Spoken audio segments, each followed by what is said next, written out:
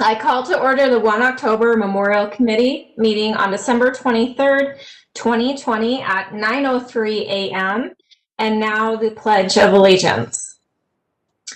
The Pledge of Allegiance to the flag of the United States of America and to the republic for which it stands, one nation, under God, indivisible, with liberty and justice for all. Do we have a roll call, Mickey? Yes, so currently right now, we have, and I'm just going to go down the list of what I see. So I have Andrew Walsh, Carissa Royce,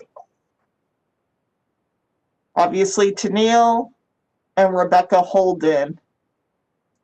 And double checking attendance, yes, or attendees, there's no board members there.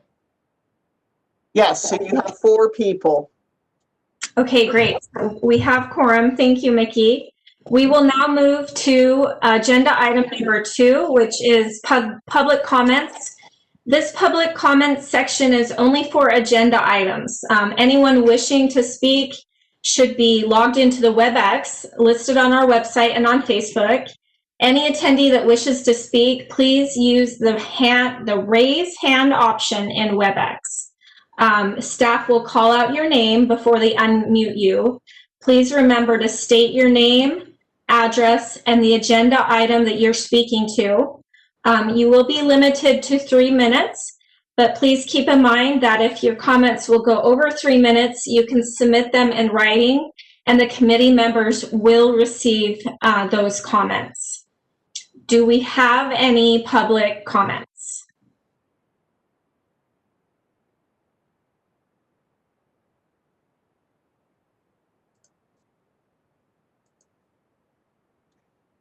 I don't see any. Okay. No public comments. I would like to note that any public comments that are submitted prior to the meeting do get printed out and provided to the committee members. We didn't have any. We didn't have any this time. Okay, thank you, Mickey. So we will move on to agenda item number 3, which is approval of the agenda. This is for possible action. All committee members have received a copy of the agenda and an opportunity to review that. Do we have any discussion on that, or I'll take a motion for approval?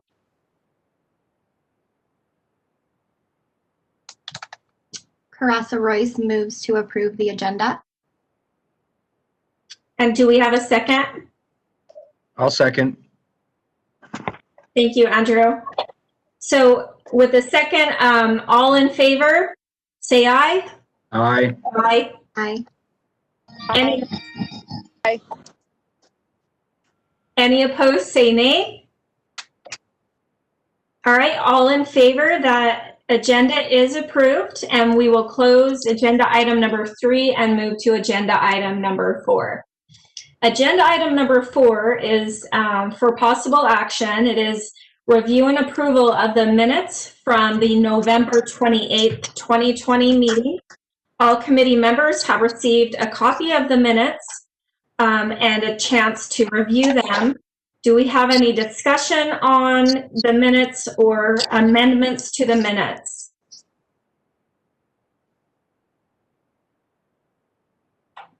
If there are none, I will accept a motion for approval. Carissa Royce moves to approve the minutes from the November 28th meeting. And do we have a second on that? Rebecca Holden, seconds. Thank you. All in favor of approval of the November 28th minutes, say aye. Aye. Aye. Aye. Any opposed, say nay. I'm not hearing any opposed, so we're all in favor of that, and so we will go ahead and approve the minutes from November 28th, 2020. We will close agenda item number 4, and we will move to agenda item number 5. Perfect. Tennille, before you move to that agenda item, let the record show that Minda Smith and Harold Bradford have joined us. Okay, thank you, Mickey. Thank you. Agenda item number 5 is discussion amongst the committee. This is not an action item, but it's discussion to clarify the purpose of the 1 October Memorial Committee. There have been, we've received a lot of comments on different things.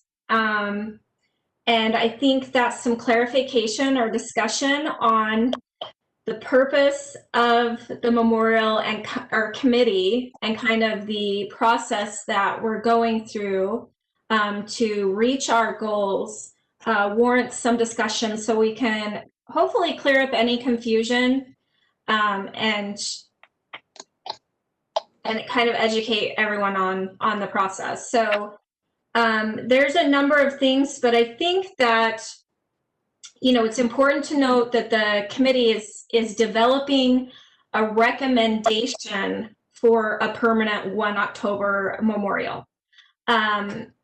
There's a few things in there that have come to our attention that people were kind of upset about, that that I think are confusing. So I think I'll open it up. The first one that I would like to kind of put out on the table, that I think is probably the easiest one to discuss, is the name of the memorial.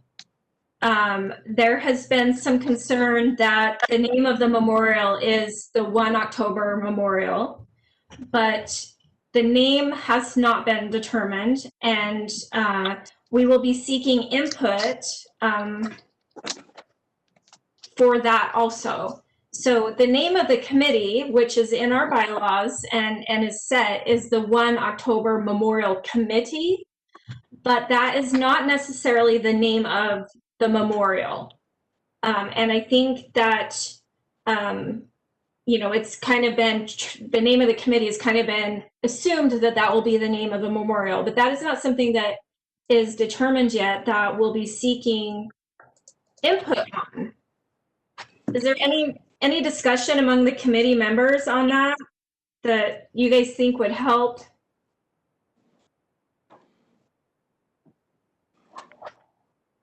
Rebecca Holden, I would just like to say I'm in agreement with that statement, that the name of the memorial has not been established yet, and this is merely just the name of the committee that's been established.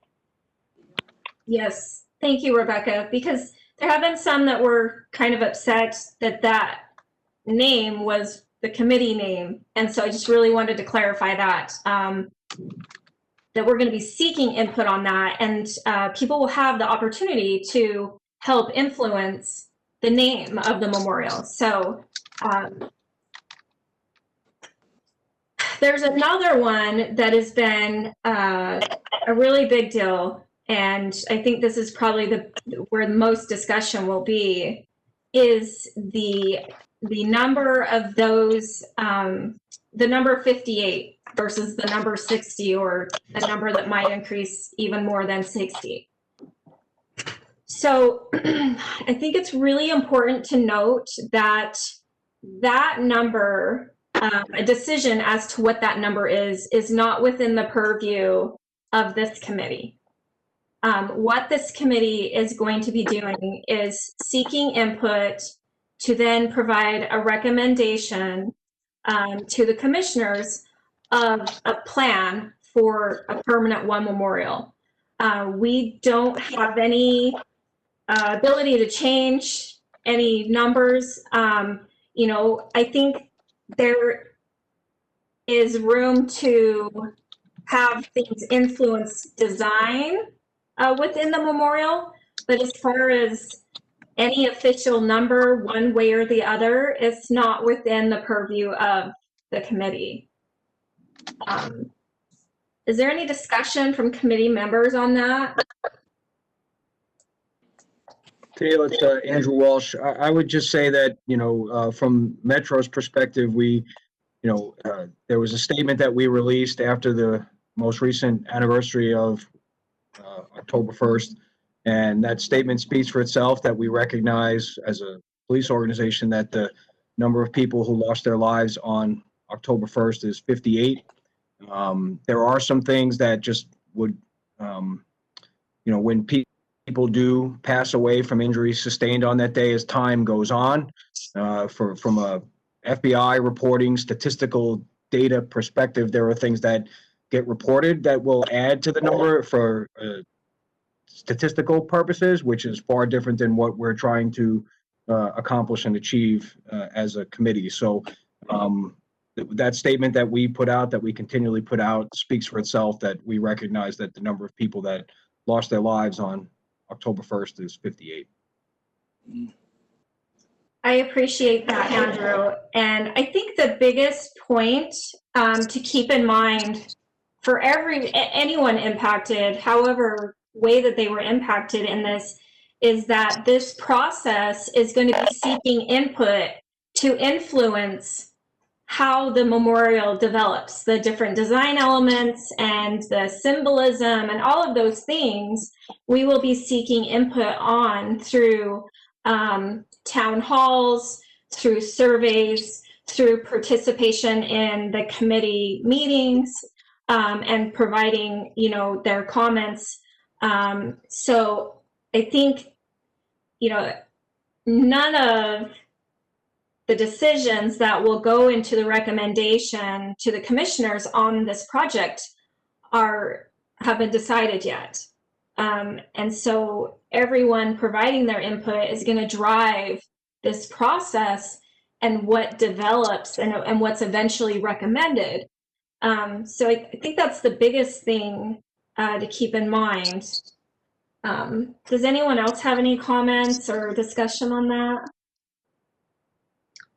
No, I just want to second Andrew's sentiments and everything you've said to know. I think it's a good thing to note, because I know that this is a very personal matter to everybody, and we want to validate that experience for everyone involved.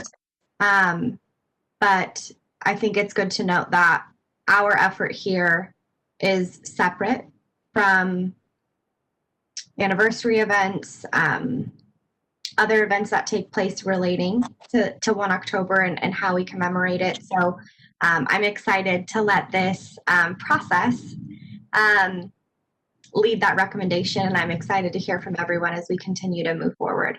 So thank you. Thank you, Caressa. I really appreciate that comment. Tennille, it's Andrew Walsh. I just want to second what you're saying, so that it's there, that we have a long way to go and a lot of things to consider as a committee. And I think moving forward that people need to understand how important our input will be for us as a committee, so that what ultimately comes out of our work will be simply the formation of what the community feedback, the people impacted, the feedback that they provide us as a committee. Our end product will be the result of input from other people. It's not this panel that's ultimately sitting and deciding. That's the reason why these meetings are public. And that's the reason why we've discussed the various options for soliciting information and feedback from the community. And that's just going to take time. And that's what we're simply asking people for, is their feedback, but also with the understanding that it's not going to be decided in this meeting. It's not going to be decided in the next meeting. It's going to take time. And that's one thing that we just have to make sure everybody remembers. And at the end of the day, when we're standing outside a finished product, it will be a reflection of not our collective ideas, but the collective ideas of the community. Yes, absolutely. Thank you, Andrew. We are a clean slate, and that input's going to feed in to drive this process for recommendations. And you're absolutely right. The goal is for it to reflect the input from the community. So thank you very much. Excuse me, Harold Bradford here. Can you hear me? We can hear you. Okay. It just kind of came across my mind. I was just wondering if maybe to be more to include the community even more. Would it be feasible that we have some kind of open competition? We recommend that to have some kind of open competition that we might that would allow everyone to have some kind of input and naming what the overall name of the memorial would be, or our committee for that matter. But maybe some kind of open contest. We did contest. We did it a few years ago with this the flooding situation. You remember with the don't drive, and I forgot exactly the slogans they used, but we had kind of open competition in which the community was allowed to have input and so forth. And so maybe if we did something like that, that would allow for everyone that was affected by what happened 1 October, that maybe they would, if we allowed some kind of open competition as far as what the name was going to be, it would give everyone a sense of input, that they had some kind of contribution in what the name would be. So I mean, rather than us sit here and try to name or a few people, but if you have some kind of open competition, all those that is affected by it would feel like they had played a part in. So Harold, while county does a lot of open competitions for naming of parks and buildings and various things, I think with this committee, we are doing the survey, Right. which typically you wouldn't have that survey aspect. And I think that survey is going to help to identify those naming conventions through that. I think that might be a better way. And then just to remind that if you guys would want to go on that discussion would have to go on a different agenda item, right? Right. Yeah, thank you for your comments, Harold. I think that is a possible discussion for an agenda moving forward. Finding different ways to pull in as much involvement as we can, I think is a really good thing to do for the process. So thank you. Any other discussion on the process, the mission, and kind of clarification by committee members? Hi, it's Minda Smith. One thing that I do think is important that everybody realizes is that this memorial committee was put together to honor the 58 that were killed on October 1, to honor those survivors that made it out the night of October 1, to honor those who have passed since October 1, and hopefully it will be represented in some way that will honor those that may pass after even this current moment. And I think people need to really understand that comes from the people who will submit their ideas and their plans of this memorial, and that's not on the shoulders of the committee. Because I continually get comments, I hope you make the right, or I hope you design the right thing, or I hope you do this or that. And it's like, I think that people need to just remember that it's up to our community to submit these ideas, and hopefully together as a community, along with the committee, we can come together to honor and represent all of those who were impacted that night. I think that there is something that's definitely powerful about the 58 that were killed that night. And all the survivors who, live hopefully full lives, knowing those lives that passed that night that they were able to get out.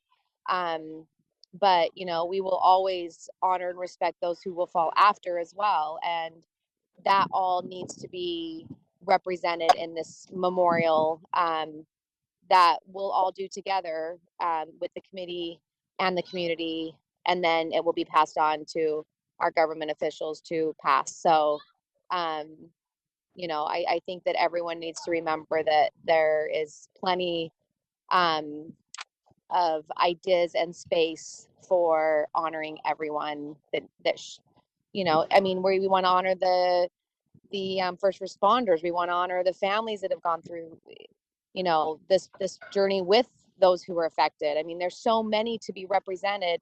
We're not limiting it just to a small window.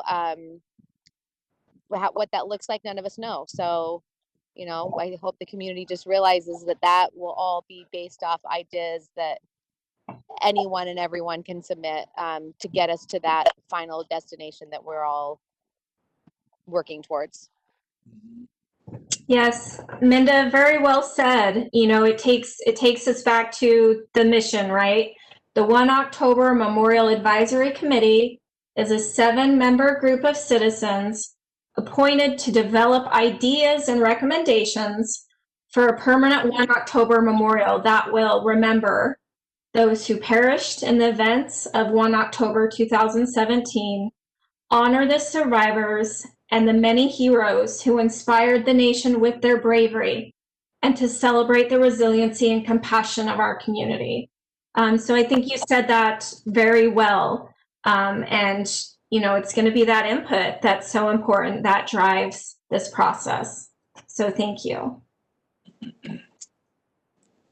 Any more discussion or comments from the committee? Rebecca Holden, I'd like to express my gratitude for this agenda item, because I think with the nature of the structure of these types of meetings, when the public comment comes in, unless it's an agenda item that we can discuss, we can't engage on it, but I think it's important to have this item and recognize that we've received the feedback thus far and be able to address those things.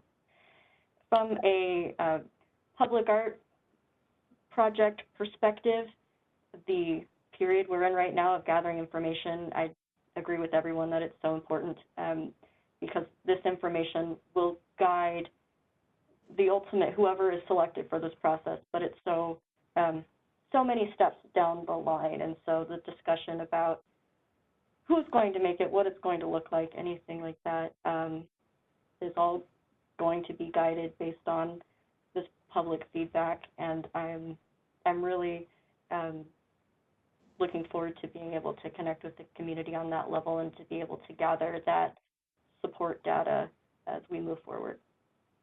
Yes. Yes, thank you, Rebecca. Do we have any more comments? One thing I wanted to point out, Minda made some really strong points, and the one thing I want to remind people as we go through these surveys is you're looking at the experience of this memorial. So when you talk about public art calls or memorial calls, you want to identify the experience that people want to have, but we're not identifying the details. So we're not going to put in an RFQ, you need this many trees and this many things. We tell basically a story to the artists.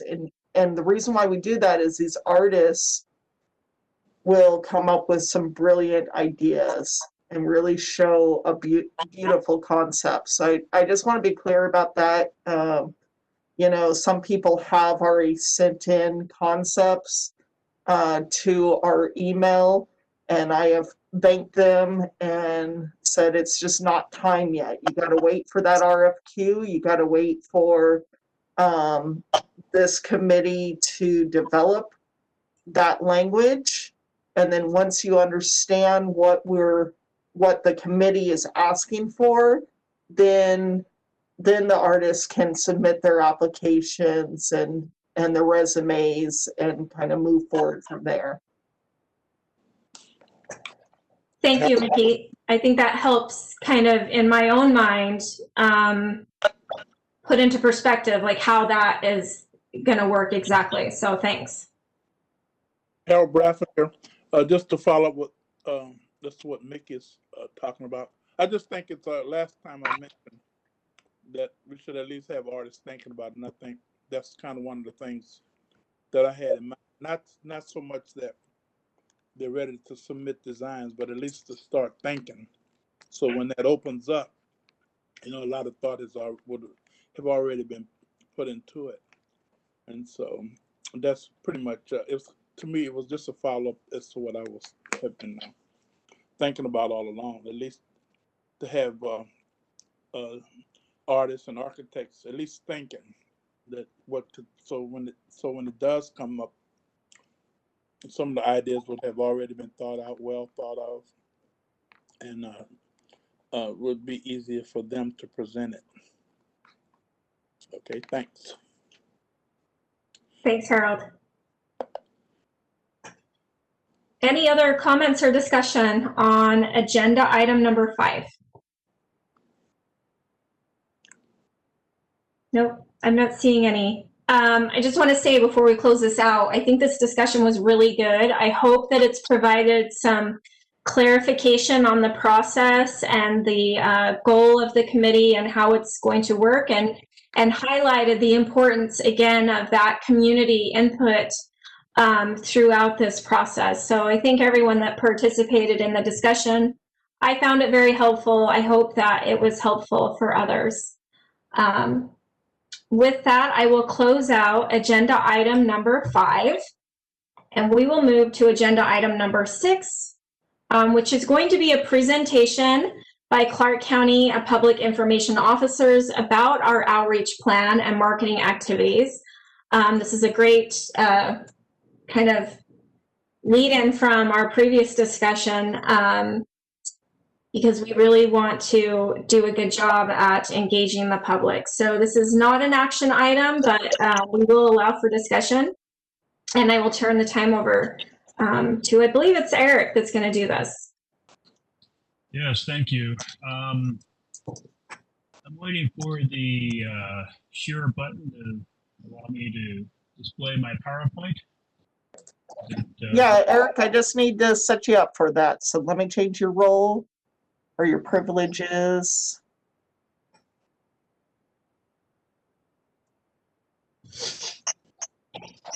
There we go.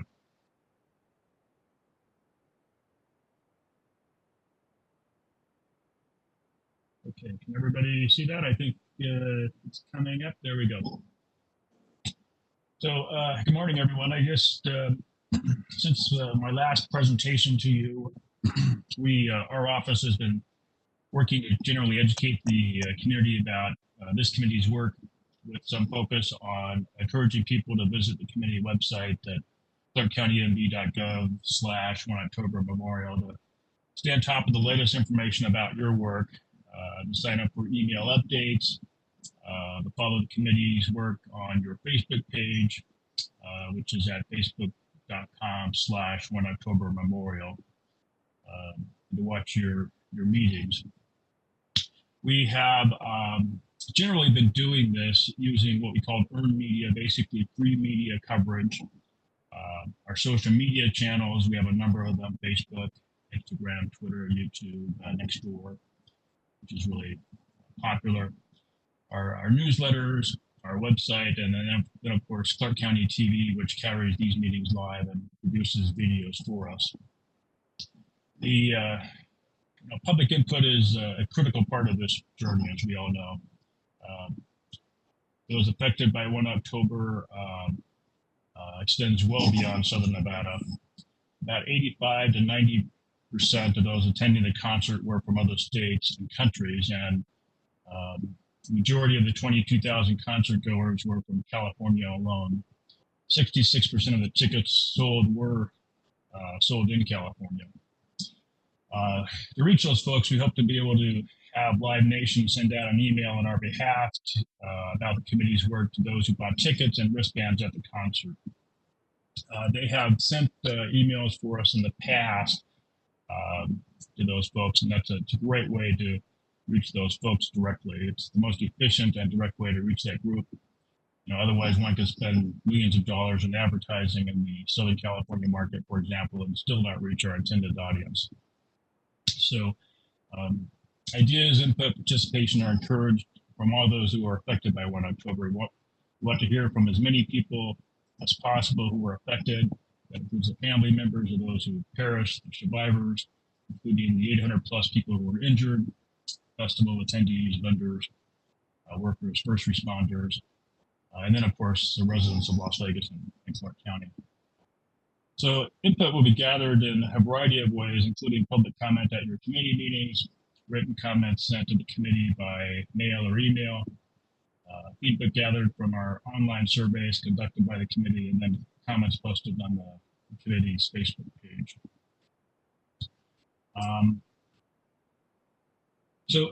Earlier I mentioned that we were in phase 1 of our outreach. In February, as I understand it, we'll begin to launch some surveys and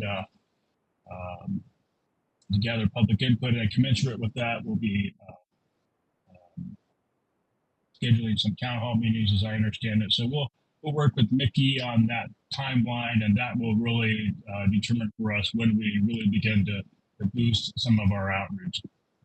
Now we'll use our customary resources, local news media coverage, social media, newsletters, our website, Clark County Television. And we anticipate getting some assistance from the Vegas Strong Resiliency Center, which Clark County and our partners established in the aftermath of 1 October. We did an enormous amount of outreach as we built the Resiliency Center, and to date it's served more than 10,000 people. It's amassed a 7,000 plus strong email database, and has a following of its own on Facebook and Instagram. It shares all our news releases and content.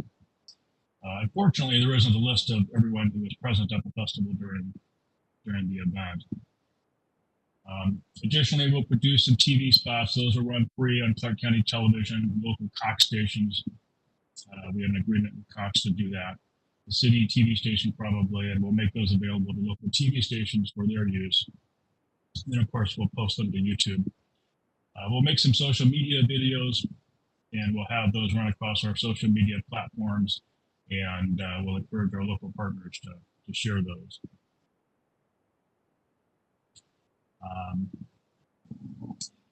Additionally, we'll produce and deploy some digital advertising on local news and potentially other websites. We'll produce some short promotional videos of static ads with professional photos. We intend to produce and deploy some digital billboard advertising. We'll create some flyers for use on social media and in newsletters, and we're sharing hard copies at facilities such as libraries and community centers when those open up. And then of course we'll boost our social media posts with some money, and we'll advertise on various social media channels. And then of course, with that second phase, I anticipate a media blitz, perhaps a news conference unveiling what's going on and the importance of what's happening. I can see us targeting some Southern California country music stations, perhaps, and urge them to share our content over the airwaves and social media channels.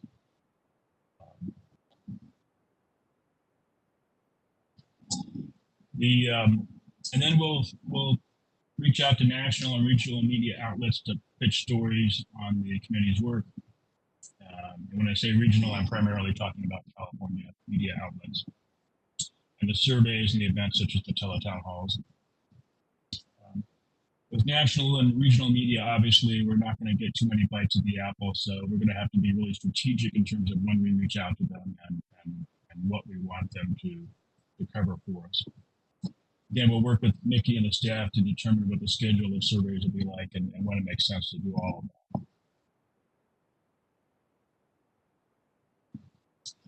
Additionally, we'll reach out to community partners so we can leverage survivor and family member networks and Facebook pages to share our content and encourage participation in the surveys and teletown halls.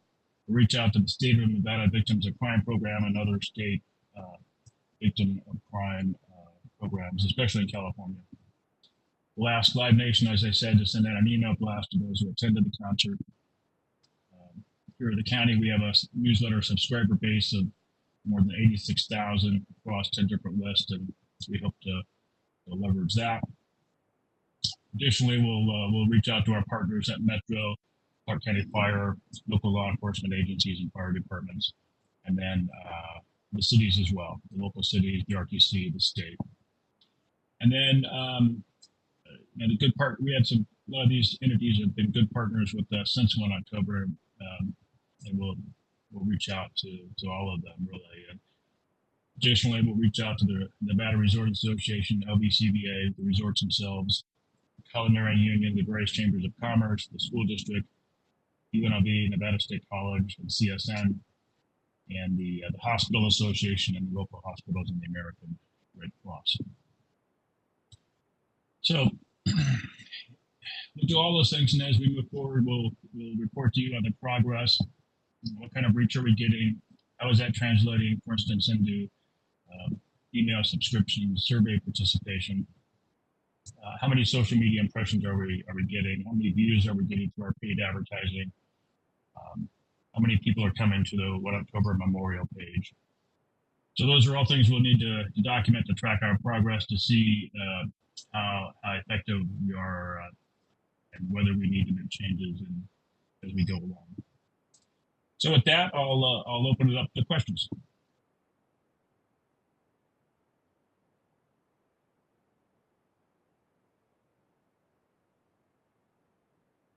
Okay, I'm not able to hear. Let's back out of this. Just so you know, I muted everyone while Eric was talking, so if Okay, you want to speak.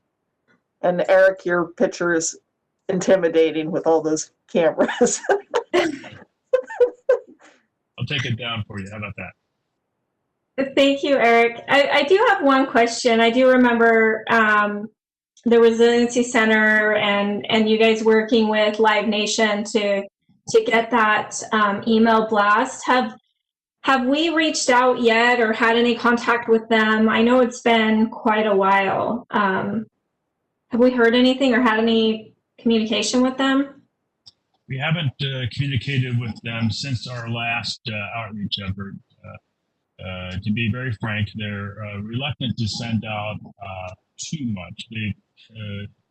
I think we might be able to get maybe one more email blast out of them, 2 at the most. So we need to be very selective in terms of when we send something out.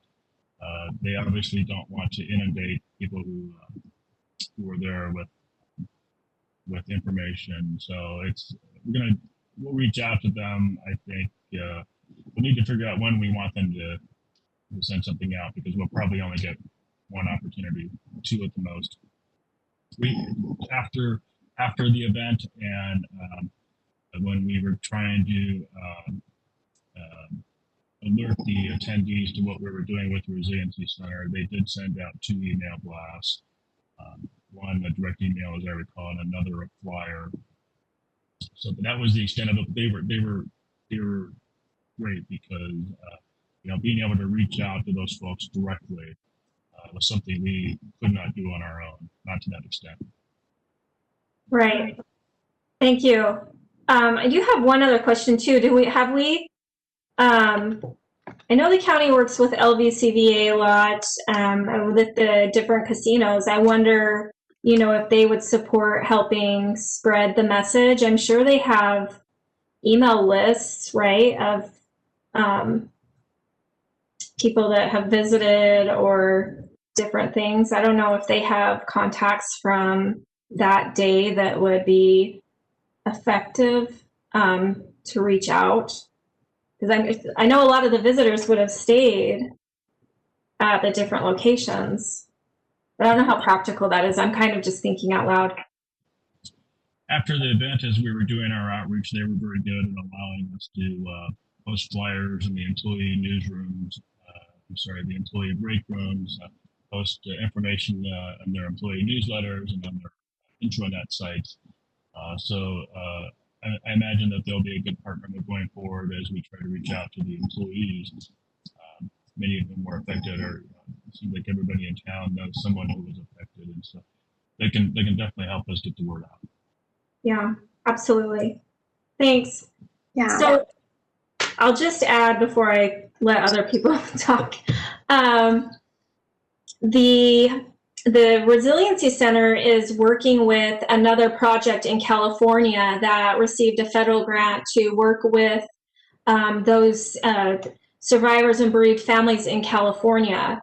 And they've built a network, and the Resiliency Center has been working with them also to increase essentially the database and the number of people that we can reach. So they have been informed about this project and given the links and all of that. And I will just let you know they're very excited to help spread the word in California also. So I feel like there is a lot of community support and organizations that would be happy to support getting the message out there. So I just wanted to add that too. So thank you.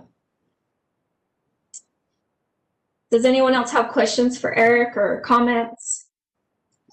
Hi, Eric. Thank you. It's Caressa here. I just wanted to see if we had any kind of guardrails around how many folks have signed up to participate in that link that we're gathering input from, and what steps we're taking to ensure that we get people plugged in before we start dispersing any surveys or have any questions for the public. I know that we're all sharing those personally in our networks, but I didn't know if there was any certain action steps being taken to ensure that we have a large group in a database responding to our request.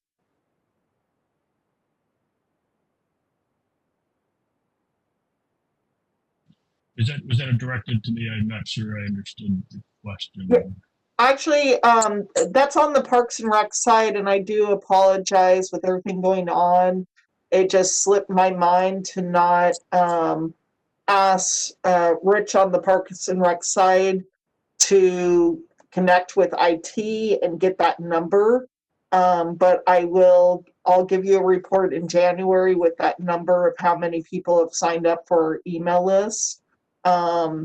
Yeah, it's two separate sides or two different departments kind of juggling some of this stuff. So that is on me. No worries. Thank you, Mickey. I appreciate you. Yep.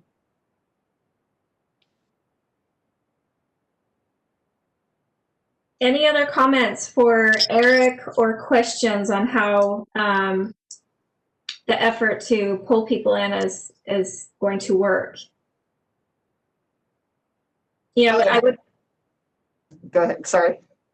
I would just like to echo, like Caressa said, we're all individually going within our own networks, and I think that can be extended out, again, community-wide, for everyone to extend that invitation to their networks wherever, you know, they are in this and however they've been impacted. I know everyone on this committee has, you know, has been impacted and has some position amongst different groups based on how they were impacted and sharing. But again, you know, encouraging everyone to also extend to theirs will just increase the influence and those that are pulled into this project. So. And then, go ahead, Rebecca. Sorry, I've got two mutes going and I've got a mask on, so you can't see when I'm trying to talk. But I just wanted to ask if Clark County was considering sharing anything within the Americans for the Arts Public Art Network. That listserv group is fairly large. And just trying to speak to the comments earlier about making sure artists are aware of the project as early as possible.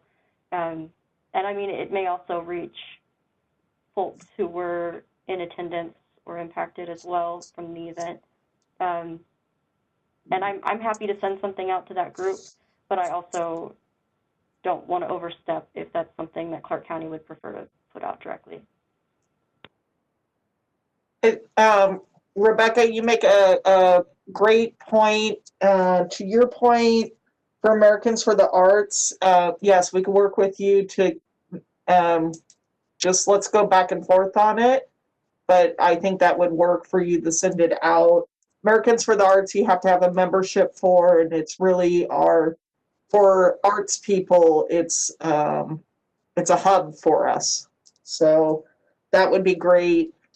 The other thing, from what you're talking about, I was planning on sending out to the public arts side an email in January, letting them know that in January we're going to have a presenter that is going to talk to this committee about they're basically going to define all of the different types of memorials and then give us examples. And so I thought that would be a good time to send out that email to our artists. We have a little over 1,000 artists on our email list in public art. And so we were going to do something and push that out at that time. I felt like that was the best time. And additionally, I wanted to point out to the committee that, once you get up the survey, I think that's really right before that survey comes out, that's when you're going to want to do this big push. And the committee may want to identify or try to reach out to a couple talk shows that are local and maybe get on KNPR and talk about the memorial coming. I think that it's important to kind of get out there. So might be something to think about. Yeah, thank you, Vicki. Those are really good ideas. Any other discussion on this agenda item? Or questions for Eric before we close out? You're on mute, Harold.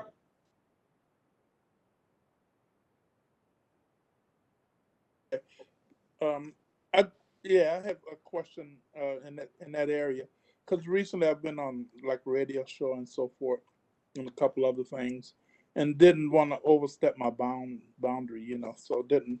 I kind of wanted to mention it, but I thought I'd check first with the committee before I would say anything about even generally speaking to other folks, a little bit hesitant to know what is what the boundaries are. So I want to make sure I had approval from the committee. So if anything like this was to come up in the near future, would I be free to talk about the October 1 committee, the 1 October committee?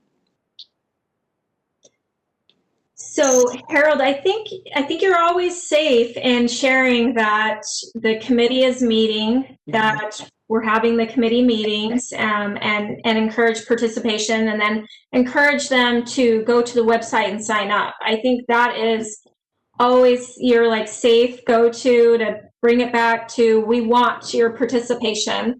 So go here and sign up. And I think that the flyers that Eric is going to be providing will kind of be your best asset when anyone asks you, because you'll have the flyer. Let me provide this flyer to you. It'll have all the accurate information. And that's the biggest thing, is getting them into the process, right? That's what we want. We want everyone into the process, because that's where the real discussions and the decisions will be made moving forward, is within this committee process. And that flyer should be really helpful. All right, thanks.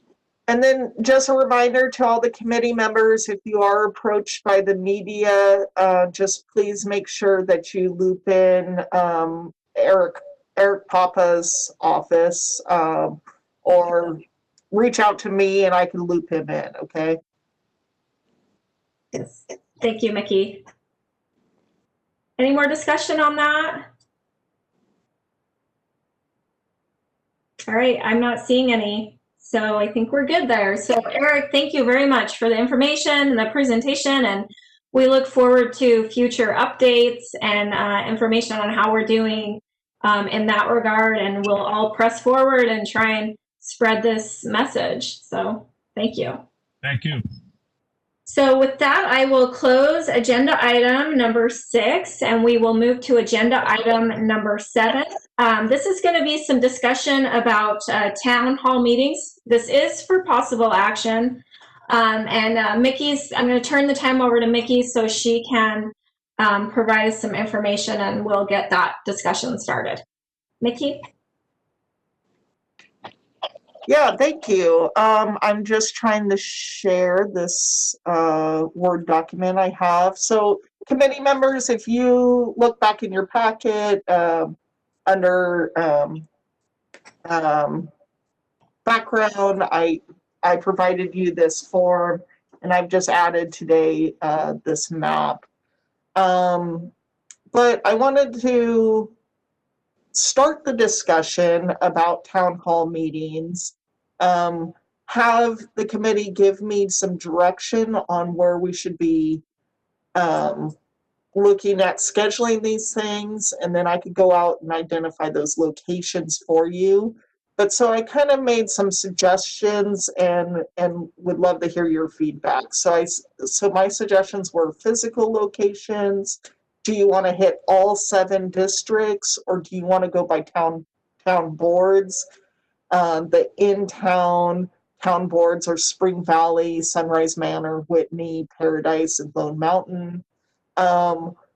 Do we need to reach out to the rural areas? Was there victims or people that have been affected in Good Springs, Moapa, Searchlight, Indian Springs, Bunkerville, and Mount Charleston? And then, of course, we also talked about virtual events, because we know that our community isn't just regionally here in Vegas. Our community spans so far out, 5 countries, a ton of different states. And so we do know that we need to do a virtual events. And of course, right now, we're virtually now because of what's happening with COVID. So do you want to have some virtual events scheduled that are open to all? And do you want to identify some virtual events that are just for some subgroups of the 1 October event? So a survivor group, something like that. Maybe it's a first responder group, and do a town hall.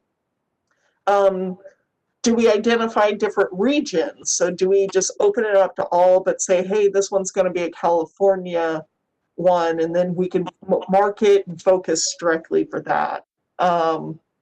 Then we want to talk days and times. So days and times for physical locations. What I would recommend to the committee is that you do it during the week at around 6 p.m. That's kind of when your town board meetings go. It's usually either a Tuesday, Wednesday, or Thursday format. But maybe you want to try a Saturday or try a Sunday. It's really up to you. The virtual events, I would recommend, depending on the region that you're trying to hit, what that time would be. And if you have virtual events that are open to all, then let's try to hit some different time frames so that you're hitting people that are in Europe can attend, or people in California can attend, and it's not 5 a.m. So we kind of need to kind of shuffle through. And then I just put down February through November, which it gives you 10 dates. I figured December you wouldn't want to do a town hall meeting with the holidays. It's kind of just a lot. And this would get you for the first year. So 2021, get all these town halls done. So I'm looking for, with all that in mind, I'm looking for you guys to discuss and then give me direction of how you would like to proceed. And so we may not, by the end of this meeting, we'll definitely not have locations, but at least we have an idea of what I can do. Okay, thank you, Mickey. I want to go ahead and jump to the virtual events question, because I will just say from the Resiliency Center's experience, the the pandemic is kind of made us all live more in a virtual world, and I think this is actually a opportunity to be able to reach more that were impacted, because we don't have borders on our impacted for our communities. So I definitely think that we need to have virtual events. I think we need to have some that are open to all, but I do also think that we should identify different groups or subgroups. I think that this will encourage more open participation within some of the more delicate subgroups. So like the bereaved families, I would love to see a subgroup of the bereaved families have a town hall that they can all participate in. And we have, a number of them in Canada and California, and having it virtually would be such a great opportunity to get more input from them. I also would like one for survivors. And I think maybe even the possibility of like a California survivor group, because I know those that don't live in the media area have experienced a different healing process than those that are in the media area. So I definitely think virtual one, some open to all, and then other with subgroups. And then I also think we need to be mindful of the times that we do these, because we do have some that are in crazy time zones that we want to make sure we have as much opportunity for participation. So maybe that means more than one of those even. I think that would be a good way to go. So those are my thoughts on the virtual events. Does anyone have any thoughts on that, on the virtual events?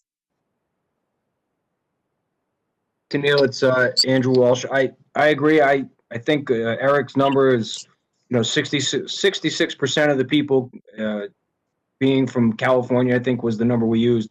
It's going to be really difficult for us to convene those folks in person. So if the pandemic has taught us anything, is what we can accomplish through meetings that are virtual. So I think it's actually presents us with a unique opportunity to connect with more people than we would have. So I agree with that, taking advantage of the ability to do that virtually. Thank you. Any thoughts on the subgroups?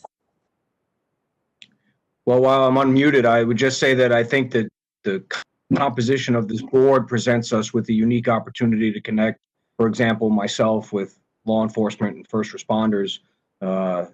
We have different groups that we all represent, so that's probably a good starting point for some of the subgroups, and then that can build from there. Right. Thank you. Anyone else have? Go ahead. Sorry, Chanel. I agree. I think that while we are in this environment of the pandemic, we absolutely should offer the virtual options. But I would like to see later down the line us offer more than one option for an overall town hall, but also for those subgroups. So whether that's we do a virtual one initially, but then we offer an in-person town hall later down the road. I think with the nature of the event and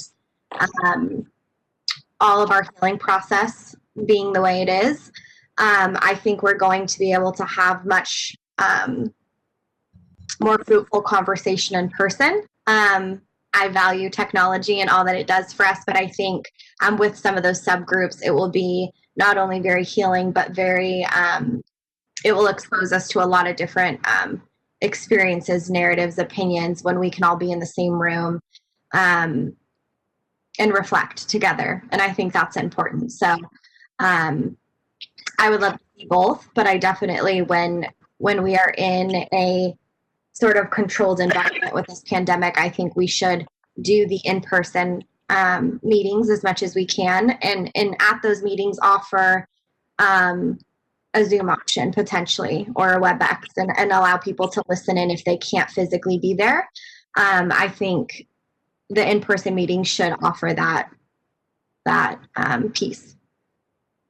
Yeah, thank you, Carissa. I completely agree with you. I think that's a really good point, and our in-person meetings are really important. And I think once we come out of, this pandemic state that we're all living in right now, we absolutely should do that. And I also like your idea of making sure there's a Zoom option at that meeting also. So for those that can't make it to the location for whatever reason, can still participate in that way. So I think that's great. And did we lose Carissa? I'm here. Oh, okay, good. Okay, just want to make sure. Rebecca, Oh, go ahead, Rebecca. sorry. I had a question if there was any data regarding the language that attendees speak and read, and when we're reaching out to groups, if there's a need to do events in other languages, or if English is the preferred language for most participants, just in trying to reach the broadest audience as possible. Thank you, Rebecca. I will tell you from the Resiliency Center has a Spanish liaison project. So there's a person at the center that works specifically with our Spanish-speaking survivors and bereaved. So there is a large enough Spanish-speaking population. I think that definitely needs to be incorporated into this plan. There needs to be one in Spanish, and I can connect the county with the main group on that side. Recently, also, the center launched a Facebook page that mirrors our regular one in Spanish that just launched last month. And the website's all being translated. The Resiliency Center website's all being translated and should be up in the beginning of the new year. It's going to be in Spanish. So that's a great point. So yeah, we need to do some of these in Spanish.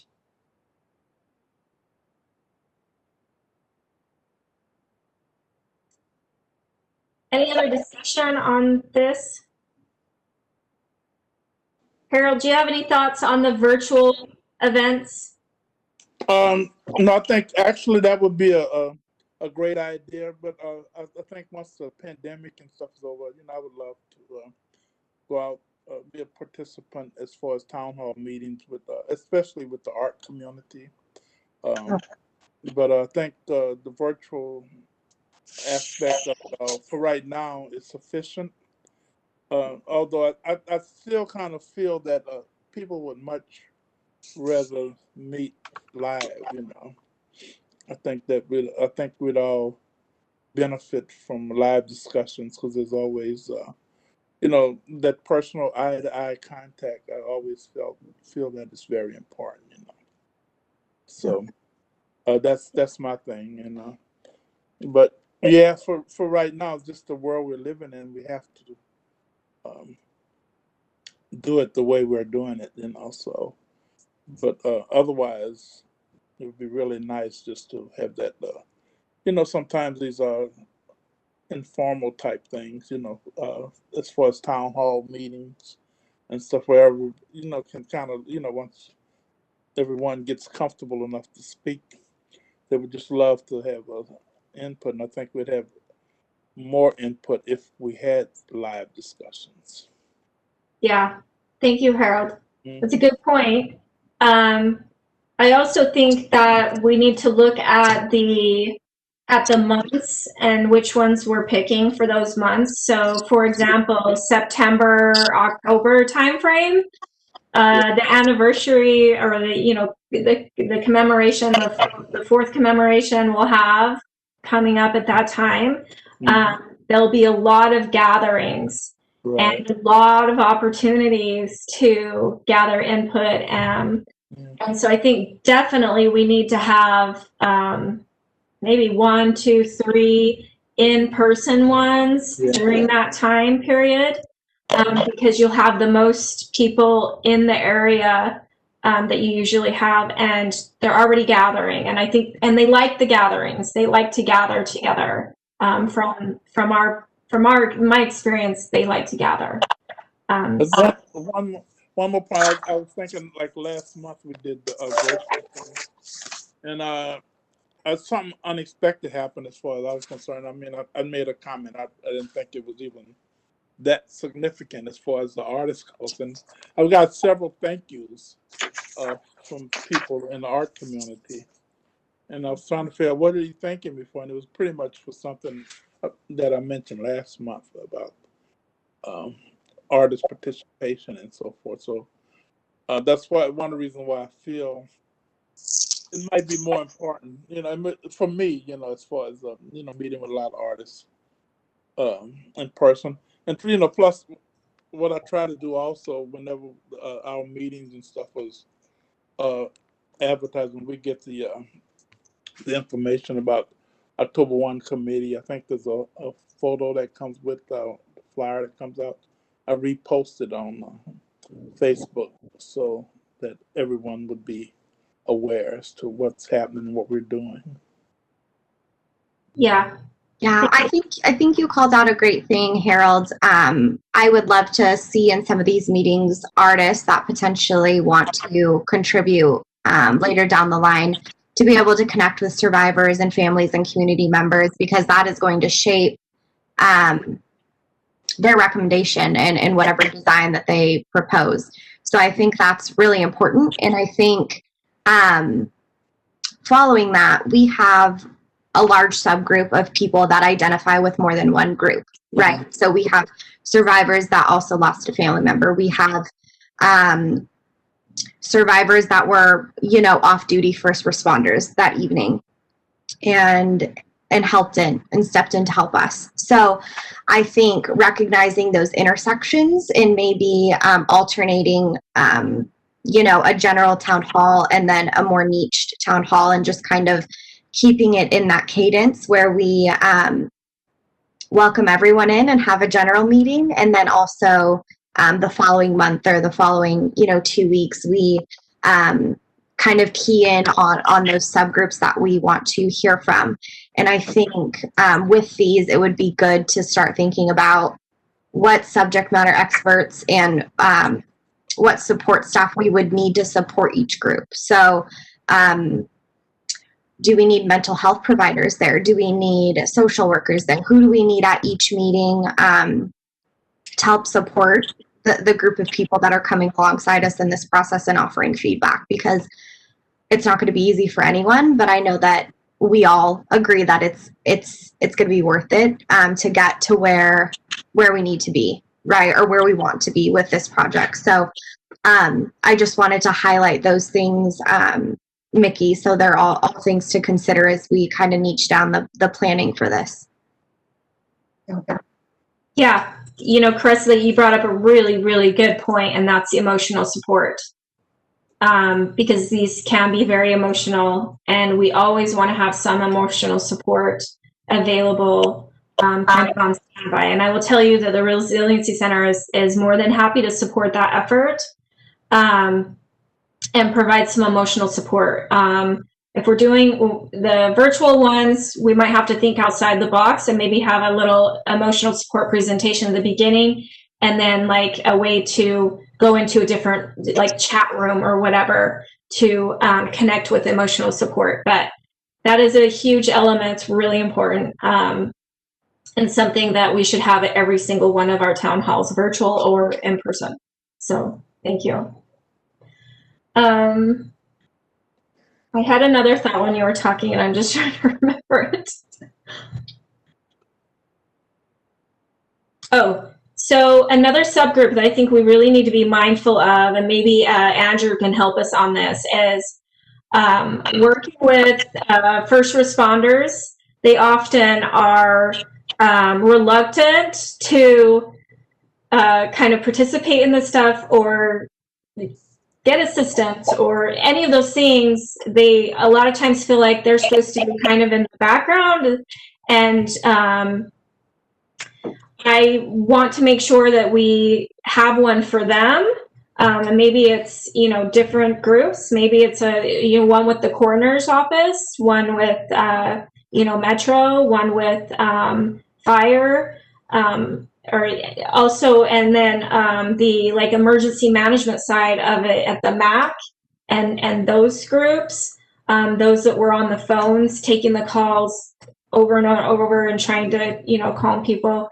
I think we need to look at those as subgroups also, and engage, maybe at the leadership level, and try and set up town halls that will work for their schedules, and making sure that we get participation, because I think it's really important to get their input as well. But if it's always the other, just the community groups, they generally will not participate because they'll feel that their voice, should be a little more quiet and let the others speak. But I think we need their, their input. So I don't know, Andrew, does anyone have anything on that, or maybe Andrew?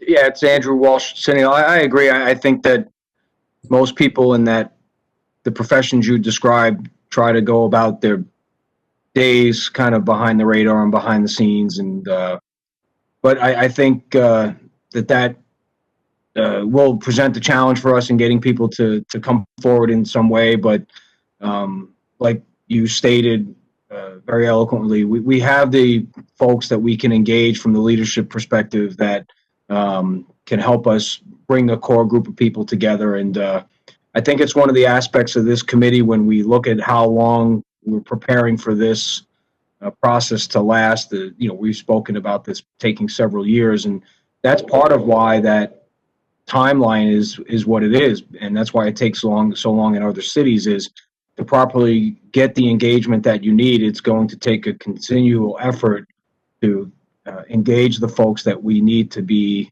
participants in this process, and we'll be relentless in our follow-up with folks to get them to participate. And I'm confident that we'll be able to use our leadership and relationships to leverage to get a very fair representation from that, what we will, I guess, call the first responder community, which includes all the groups that you mentioned. And the other thing too is it's, while I do understand we need to take advantage of the ability to do these meetings virtually, I think Carissa's point is not lost on me that, there's a part of this that has to have a human connection for the people that are affected by it. And I think that's one of the other advantages of us knowing how long this is going to take, because we will get to the point where we're not living in a world of masks and isolation and can only do meetings virtually. It presents us with some challenges now, but we do have to have that human connection. And I think that for all the subgroups and all the groups we identify, that really will become most important when they get to see and talk to somebody in person, and we get to see and hear in person as opposed to virtually or by email somebody's thoughts. That human interaction is just as important for us as a group as it is for the people that we're trying to. Yeah, absolutely. Thank you, Andrew.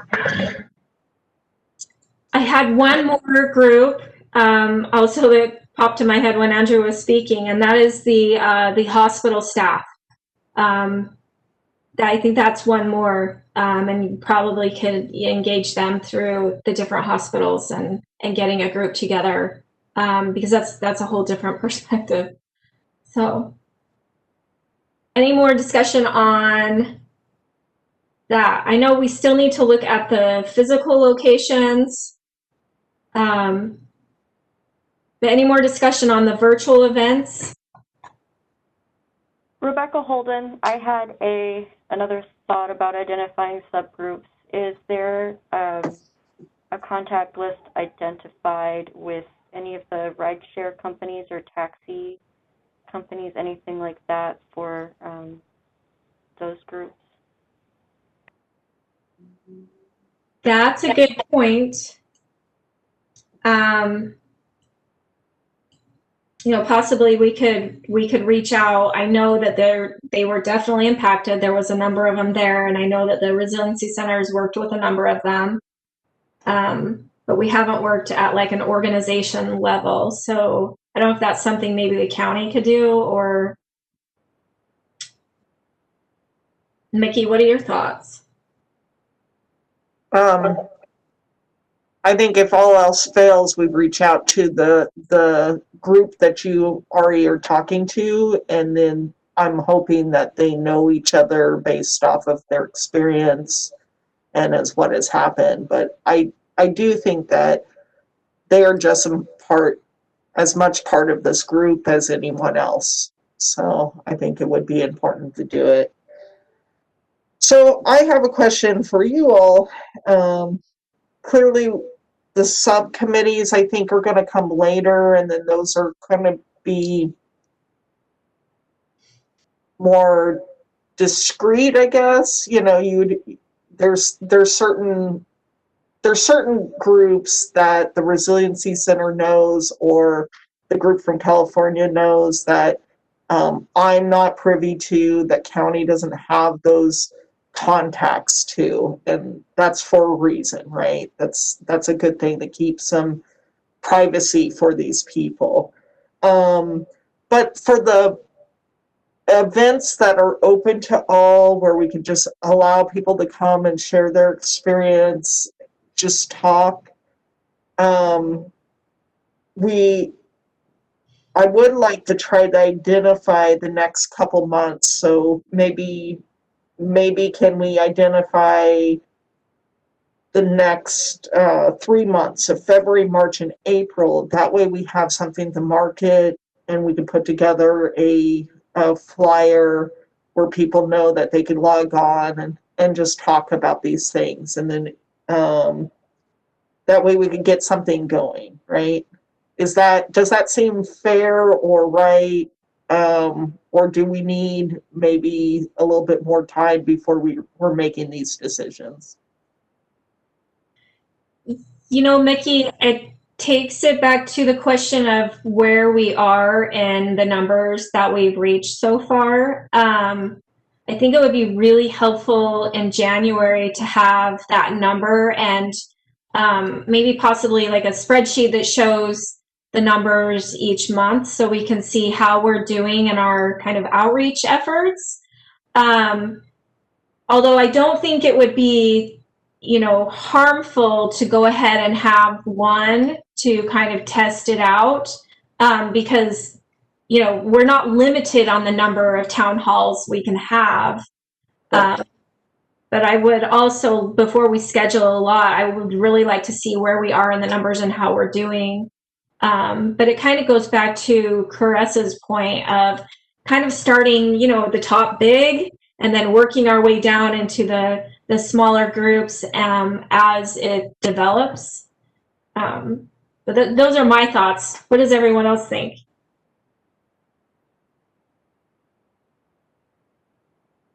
Yeah, I agree. Because while I want to get, and hope to get something scheduled soon, I think we need to be privy on what that content of that meeting looks like, right? How are we going to shape that discussion?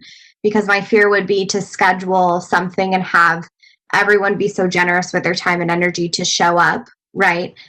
Whether that's in a virtual environment or physically, and us not be in a certain phase of this project to be able to say, this is the feedback we're looking for, and these are the discussions we want to have. So I think we have to narrow down, I guess, in phases what type of feedback we hope to gain from the public, and kind of separate it out into that process.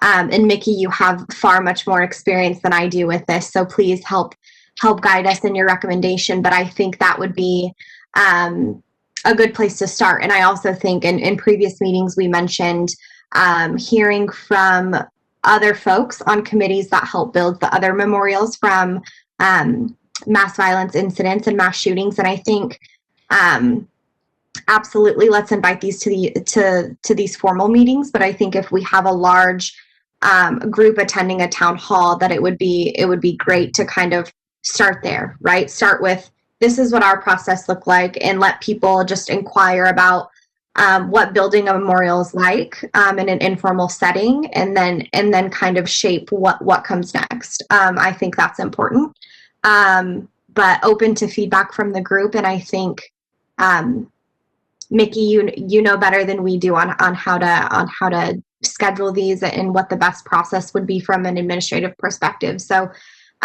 let me know your thoughts on that. Yeah, no, I think that is actually really smart what you're talking about. I think that when we can have a special guest come onto the town board or town hall and talk, it gives it makes sense. Because why am I logging on? We know that the town halls are for a healing process as well, right? And some of it may not even be about the memorial.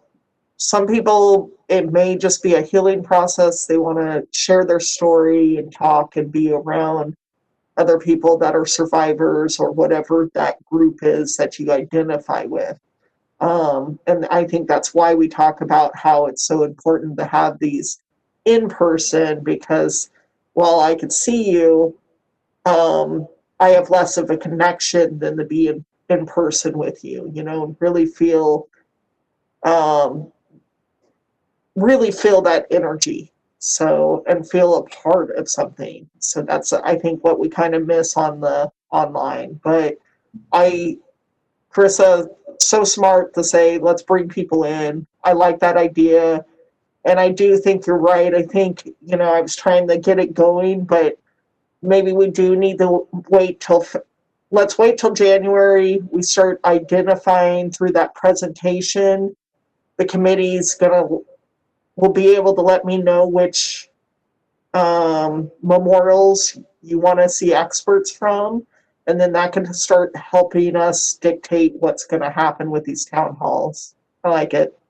Yeah. Thank you. Yeah, absolutely. And I think it's worth, it may sound silly to discuss town halls at a town hall, but I think it's worth bringing in committee members from other memorials and asking them what their town halls look like and what worked and what didn't. And I think that would be an incredible place to start. And I agree with what you said, that these will double as a way to help us, inform this process, but it is going to be healing for people. And I think collectively as a committee, we can all agree that when 6 years, however long this takes, right down the line, when we are ribbon cutting, we want to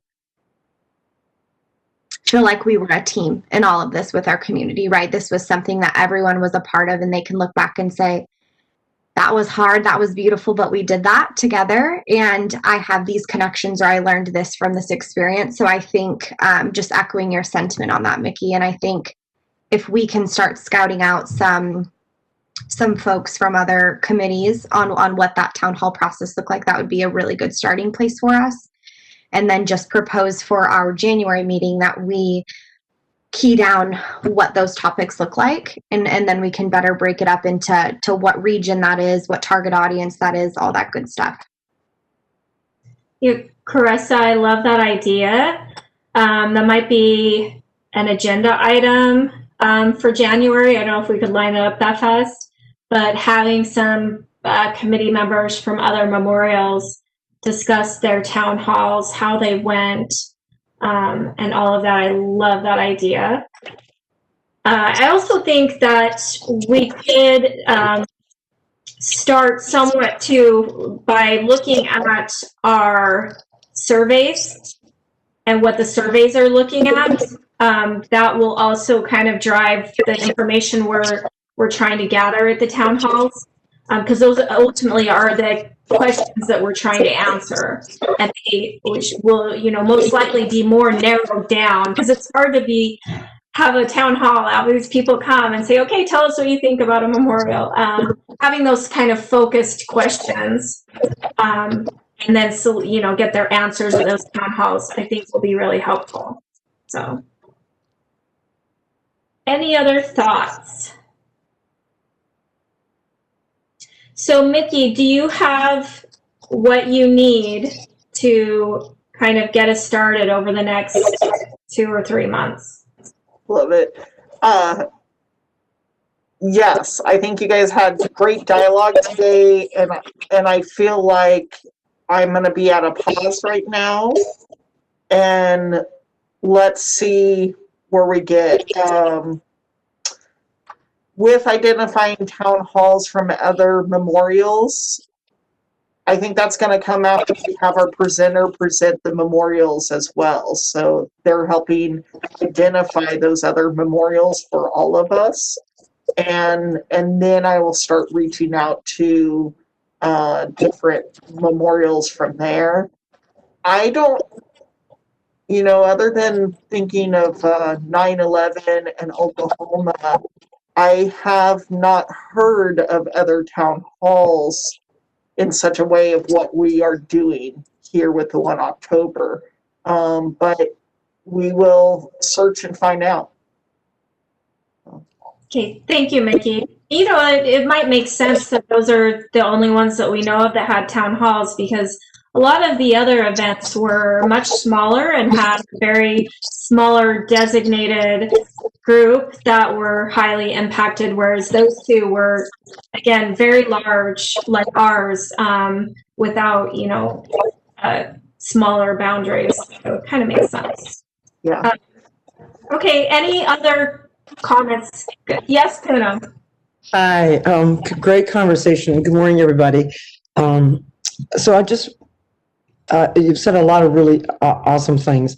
On the topic of town halls, here's sort of what it sounds like to me is that it really is a specific tactic, a specific thing to do to solve a very specific problem. So when we've got, you know, something, a set of questions that we want to go deeper and really probe how a subgroup may feel about it, then that's really the best and highest use of a town hall, because now you're bringing me in with a profound reason for my contribution. So I hear a little bit of conflation between that and I heard you use the word focused conversation, right? So if I think of it as almost a focus group, which is one of the ways in which you survey and get input to guide your actions, that would be a focus group. Normally, a focus group is different than a qualitative survey, right? Where you just go to large numbers of people.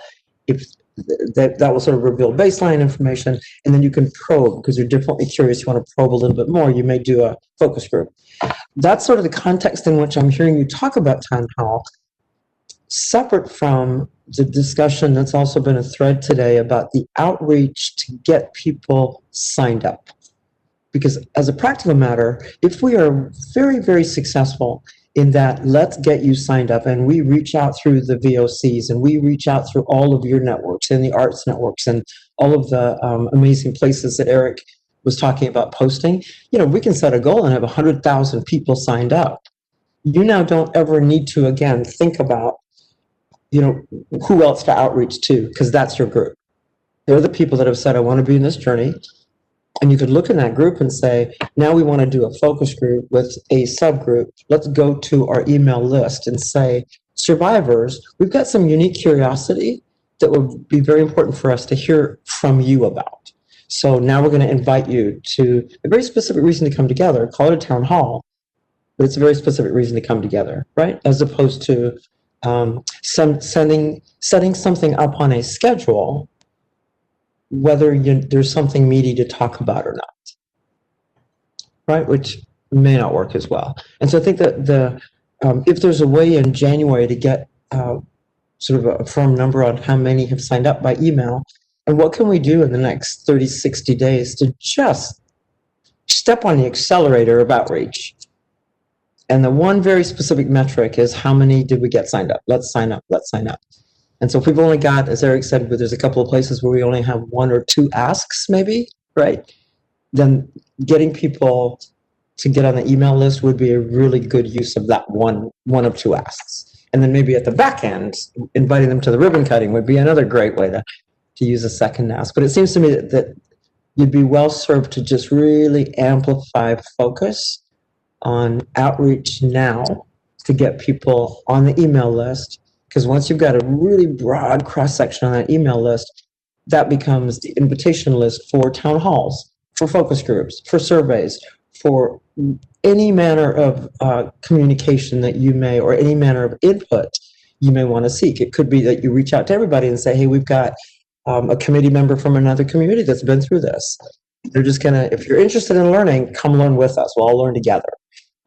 So it gives you a lot of flexibility as long as that pool of people who are in the minivan, to go back to the silly analogy from last month, those who have said, yep, I'm piling in the minivan, I want to be a part of this journey. So just some observations. Yeah, no, thank you, Poonam. I like that because I also really like not asking people too much of their time, because I think then they will stop participating. So I want to be really respectful of their time, and when we're asking, make sure we have a question, right? Something that we need before we use their time. So thank you. Yeah, and I really like what you said about focus groups. I think perhaps we, and this can all be discussed with an action item in those decisions later, but rather than doing overall town halls, I think keeping information we want to get out to everyone in these meetings, and then in the mass surveys we send out, but then only using town halls specifically for focus groups. I think that is a great idea, and that would be the best use of the community's time and our time. So thank you for clearing that up for us. Sometimes we need that. So thank you. Yeah, thank you. And I think you also brought out a really good point on the outreach to get people in the minivan, right? So maybe we can do some outreach where we go to an organization, maybe a committee member goes to an organization and does a little quick presentation, but it's not a town hall in that you're not, having discourse back and forth, but you're sharing the information to get people to sign up. So. And Madam Chair, if I might, one of the things that came to me as you were talking was that you could, for the next 30 days, redeploy yourselves as a committee to be like a speakers bureau, right? So within your own circle, say at my monthly meeting of whomever, whatever association or group I'm a part of, can I just get 5 or 10 minutes? Can I present to the Las Vegas Chamber of Commerce Board of Directors? Can I present to get on some of the talk shows? Just to say, and it's what you were speaking with Member Bradford about at the beginning, we've got the flyer. We know what it says, so that is safe. We're absolutely empowered to say, this is who we are, this is why we exist, this is how we're doing it. Stay tuned and get in the minivan. And so you can just go really broad with that message and spend the next 30, 60 days just being a little mini speakers bureau within your individual circles of influence as well as the county circle of influence. And just get it on just make as many aware of it as is possible with a very specific call to action that if you have a memory, if you were moved, if you were impacted, and want to be a part of honoring whatever that experience was, join us. Just get your email in. Yes, thank you, Poonam. I think we have a good plan. Any other comments on that, on those thoughts? I just want to take a moment as people are talking, since we are talking about it, I just want to see if I can pull up Facebook and show you what we're talking about, just so people could have a visual, if it's possible.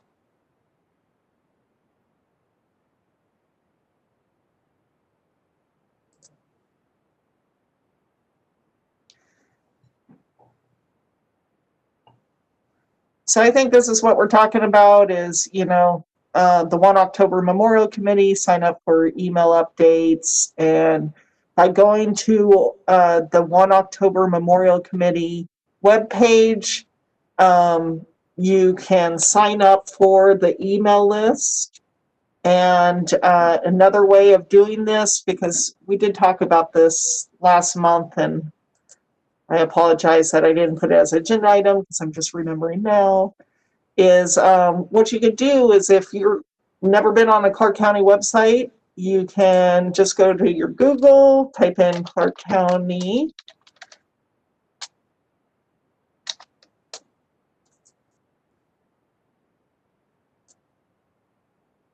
From there, you have the Clark County webpage come up. And there's various things on here. If you go to, I do it through the Parks and Rec page. So let me show you that way. So I'm going to Google Clark County Parks and Rec.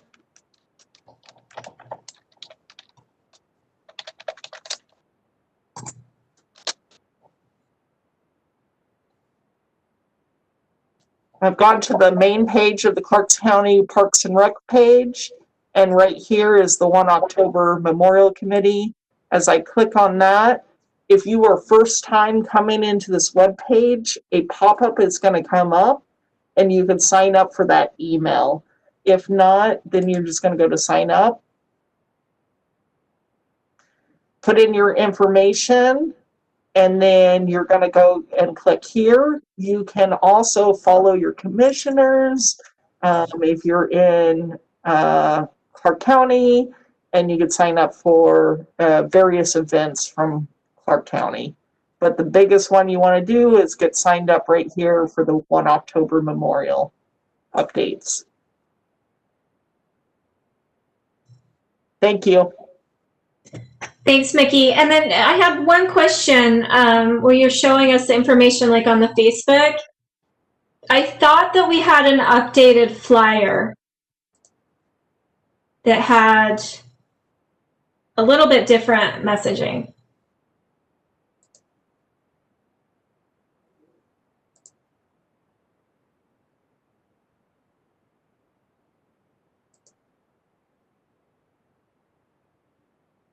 Maybe it's just not up there yet. Eric, do you know? Is Eric still on? Yep, still here. I don't recall whether we had an updated flyer. No. I can check. I'll let you know. Okay, thank you. We'll check and get it out as soon as possible. Thank you. All right. Does anyone have anything else on that before we move on? Nope. Okay, with that, we will close agenda item number 7. And I'm debating whether or not to take a break. Do people need a break?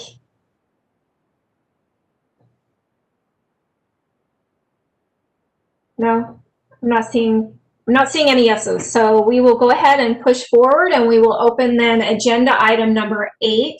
So agenda number item 8 is an important topic. It's a presentation by Terry Keener, who's the behavioral health coordinator at the Vegas Trauma Resiliency Center. She's going to kind of give us some education on vicarious trauma and taking care of ourselves as we go through this process. We're going to hear a lot of heavy information, and taking care of yourself is going to be really important through this process, as you know, many of you probably know. But I'll turn the time over to Terry for her presentation. And I just want to say thank you to Terry, also always being willing to help out the committee. So thank you, Terry. And Terry, I wanted to see, are you wanting me to run through your presentation, or you want to run through your presentation? You want me to have control of it?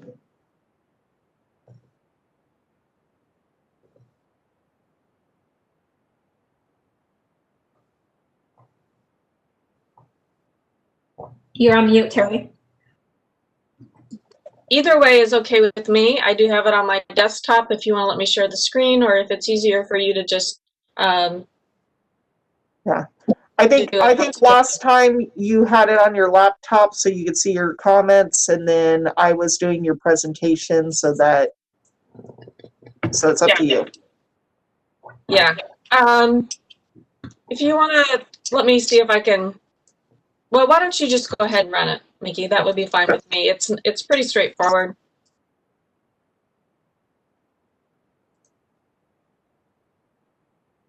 So I do want to say thank you again for allowing me to be a part of this process vicariously. Did you catch that? Yeah. Anyway, this is, I appreciate that you recognize the importance of this. We are using the word vicarious trauma, and it is the cost of caring. Those who care for others also are impacted by what it is that they are going through. It's an honor to be a part of this process and to interact with this elite group of caring individuals who are a part of this committee, as well as everyone who is participating and contributing and observing. And I know that all of you are here because you care. So the goal today on the next slide is to give you some information about what causes vicarious trauma, how to, let me see if I can move there we go, now I can see it better. How to recognize it, which is a very important piece, coping with it, supporting others, and how important it is to take care of yourselves during this process. So each of you are impacted in a different way, and you remember last time we talked about the circles of impact, and everyone on the committee is in a different circle. Some of the circles cross over, you might be in more than one circle, but you are all in different places. So keep in mind that typically a presentation like this is done for a more homogeneous group of people, and this is a very vast, widely diverse group, and so I appreciate your understanding of an attempt to cover this topic for such a diverse group. So this is kind of a fancy definition. Oops, going back. That was kind of a fancy definition of vicarious trauma. You know, it's when you know about a traumatizing event experienced by someone else, and you want to help or understand a traumatized or suffering person, it has an impact on you because you're there because you care about them. So I kind of like this more simple definition: indirect exposure to a traumatic event. And I need to give credit for this definition to one of our local experts on secondary trauma, Dr. Trudy Gilbert Elliott, and she's actually written a book called Healing Secondary Trauma. And so one of the things that I like to keep in mind is that if there's a book about it, and it's not a fictional book, it's probably a real thing, and it probably is not just you that experiences it. There's probably others if they're writing a book about it. So on the next slide, oops, I must have sent a different version. Let me see. I need the picture. Well, maybe I didn't get it put in there. Maybe I changed it on mine and didn't send it to you. Okay, so we will go back. So you guys you're exposed in many different ways. Everyone is exposed in many different ways. Hearing an ambulance again, all the things on Facebook, emails that you read that may be reminders, phone calls that you take, being on the phone, reading reports, all of these things are going to expose you to someone else's pain and trauma. And the reason I have the late night TV picture up there is if you ever watch or record late night TV, especially, there are other times also, but you will see those I guess, ads for fundraisers for very hurt groups of people, small children with injuries. and things of that nature. And they are creating an environment or an experience of vicarious trauma in order to call you to action. And so you are creating for yourselves an experience of vicarious trauma because you are also calling people to action, and as well as not only yourselves but others. Let's try the next slide and we'll see if I can match. So it's not a sign of weakness if you experience vicarious trauma. It's a sign that you have compassion and care for others and that you are impacted.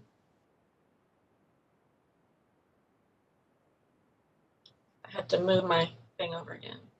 So because you care and were selected to be on this committee, and because you care and you are tuning in or watching or providing your input, taking on this challenge, that makes you effective at what you're doing and what the goals and the mission of this project are.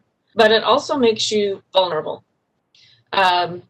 because if you care, you are experiencing and taking on the pain of others. So exposure to vicarious trauma happens when you observe the pain of others. You have often a feeling of helplessness. Guilt may be one of those feelings, obviously compassion for them, and a desire for action, again, which is why you're on the committee or why you're tuning in. So I guess this is the picture that I kind of ended up with, but there's, if you look at this person in the hospital bed, you know that they are in pain and they are suffering. But what about the person who is sitting by their bedside? Is one of them in more pain than the other emotionally? Does one of them need to follow doctor's orders more than another?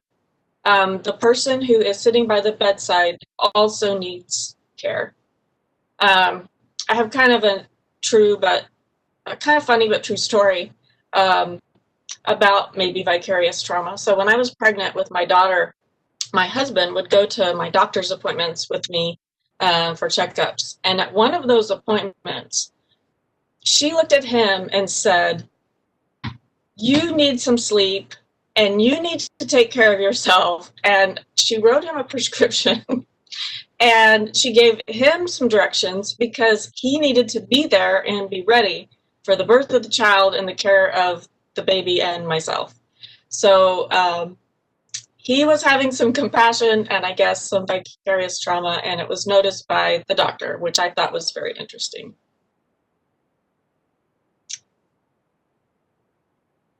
So one of the things that happens when, if you were directly impacted, this is maybe more recognizable for you. But if you're sitting on this committee and you weren't at the concert, or you're watching and you weren't there, but you care about someone who was, you are less likely maybe to recognize the symptoms. So it's very important that you learn about it, which is what you're doing today, which is very important. So symptoms can very much mimic those of direct exposure to trauma. You can have intrusive symptoms, symptoms of avoidance, symptoms that affect your cognitive capacities, your mood, your arousal and reactivity, and you can have physiological responses. Intrusive symptoms include nightmares, flashbacks, upsetting memories. They may occur unexpectedly and they may be fragmented. So you may have dreams that are about pain and trauma and upset and listening to something painful, but it may be difficult to relate directly to this because the pictures are not going to necessarily be exact pictures of what you are witnessing. Some of the other things that you might experience would be avoidance, so not participating in usual activities, avoiding any new potential reminders, avoiding people, places, or situations, being withdrawn, isolating, and you might find yourself with some escaping behaviors.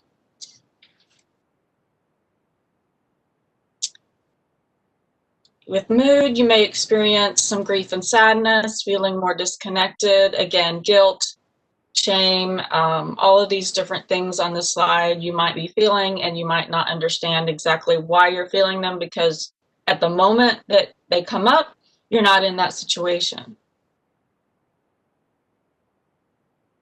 Physically, you might actually experience some of these things. There can be physical reactions that go along with vicarious or secondary trauma. So if you notice any of these things and it's different than usual, pay attention and take care. So with your cognitive abilities, you might, and right now this is all compounded by our current situation. So this is all compounded by some other possibly direct or indirect trauma with the circumstances of the world and the distance that we're having to maintain from others physically. So these are some things that you might experience cognitively: being overwhelmed, difficulty concentrating, your thinking might become rigid, especially if you identify it with a particular group or a particular suggestion or comment, jumping to conclusions, difficulty seeing solutions, and your perspective may be different. So I like to not keep things really heavy. So here's a cartoon about memory. If your memory may be impacted, I don't know if any of you ever had this happen to you on a daily basis, but I know I've experienced it.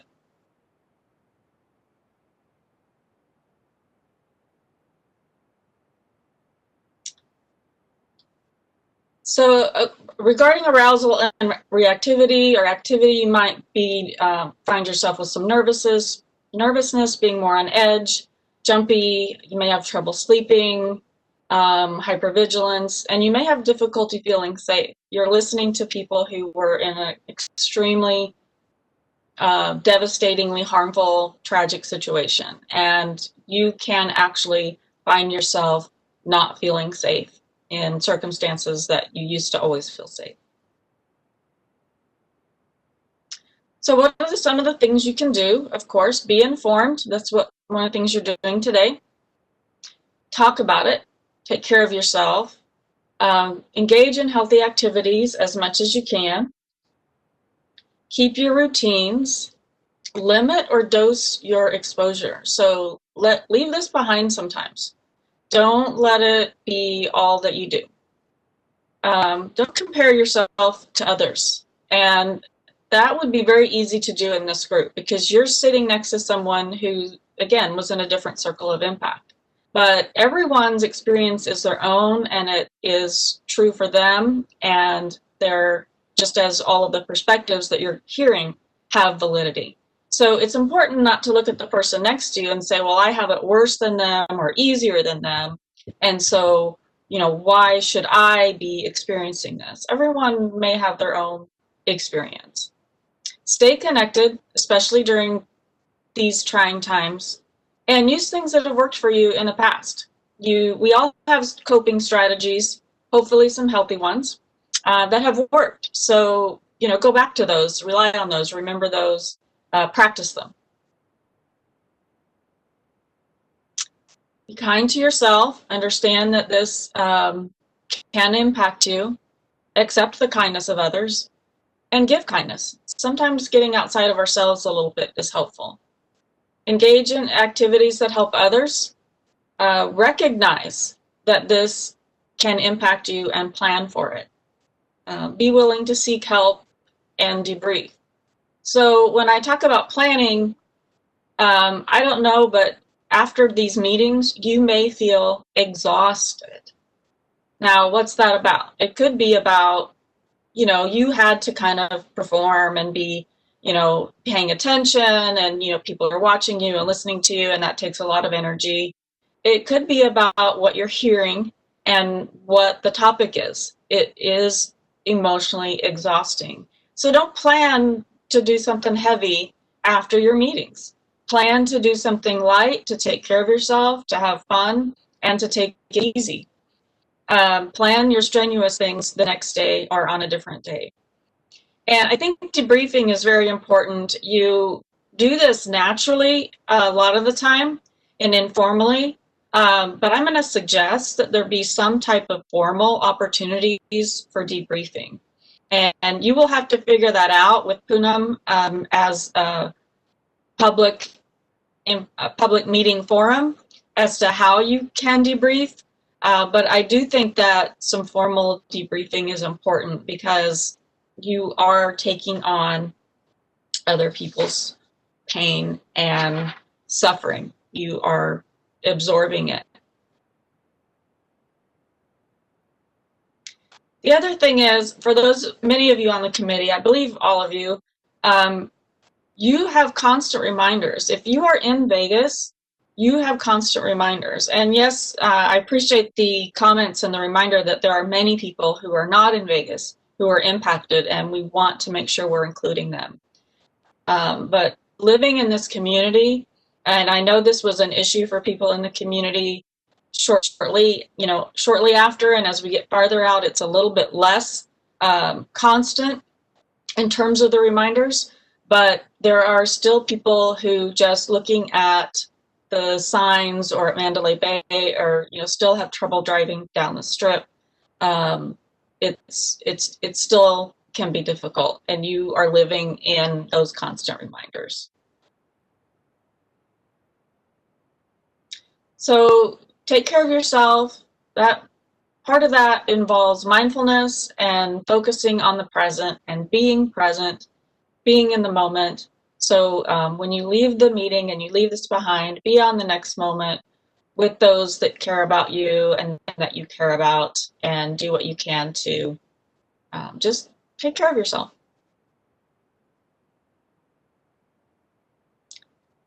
So I'm going to just look and see if I missed anything real quickly.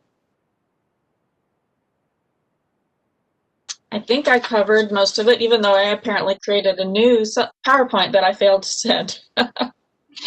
Questions or comments? Again, you're perfect for this role because you care so much about this, but it also leaves you vulnerable. And some of you are stacking this onto your own already involvement or exposure, and some of you it may be newer for you, but regardless, it is impacting you. There's no way it could not.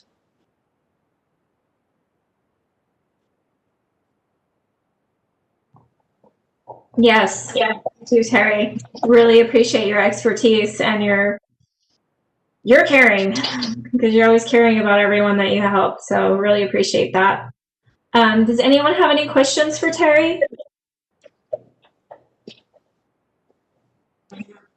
I did really like your point on debriefing, and I am interested to see how we could, achieve that goal, because I do find a lot of value in debriefing. I know we use that at the center and after the different anniversary events and things, and actually want to increase some of using that because it's an effective tool. So thank you for bringing up that point. Yeah, I agree. I think it would be of value to figure out a way for this group to debrief after each meeting. Definitely. Yeah, and we have arts people on this committee that may not have been involved in the response to 1 October or impacted by the event with their own trauma. And so I think this is a really important point for them to kind of pull into their regimen, to know this is there, and to kind of plan for that, and to take care of yourself and be mindful of how you're feeling. And so, thank you.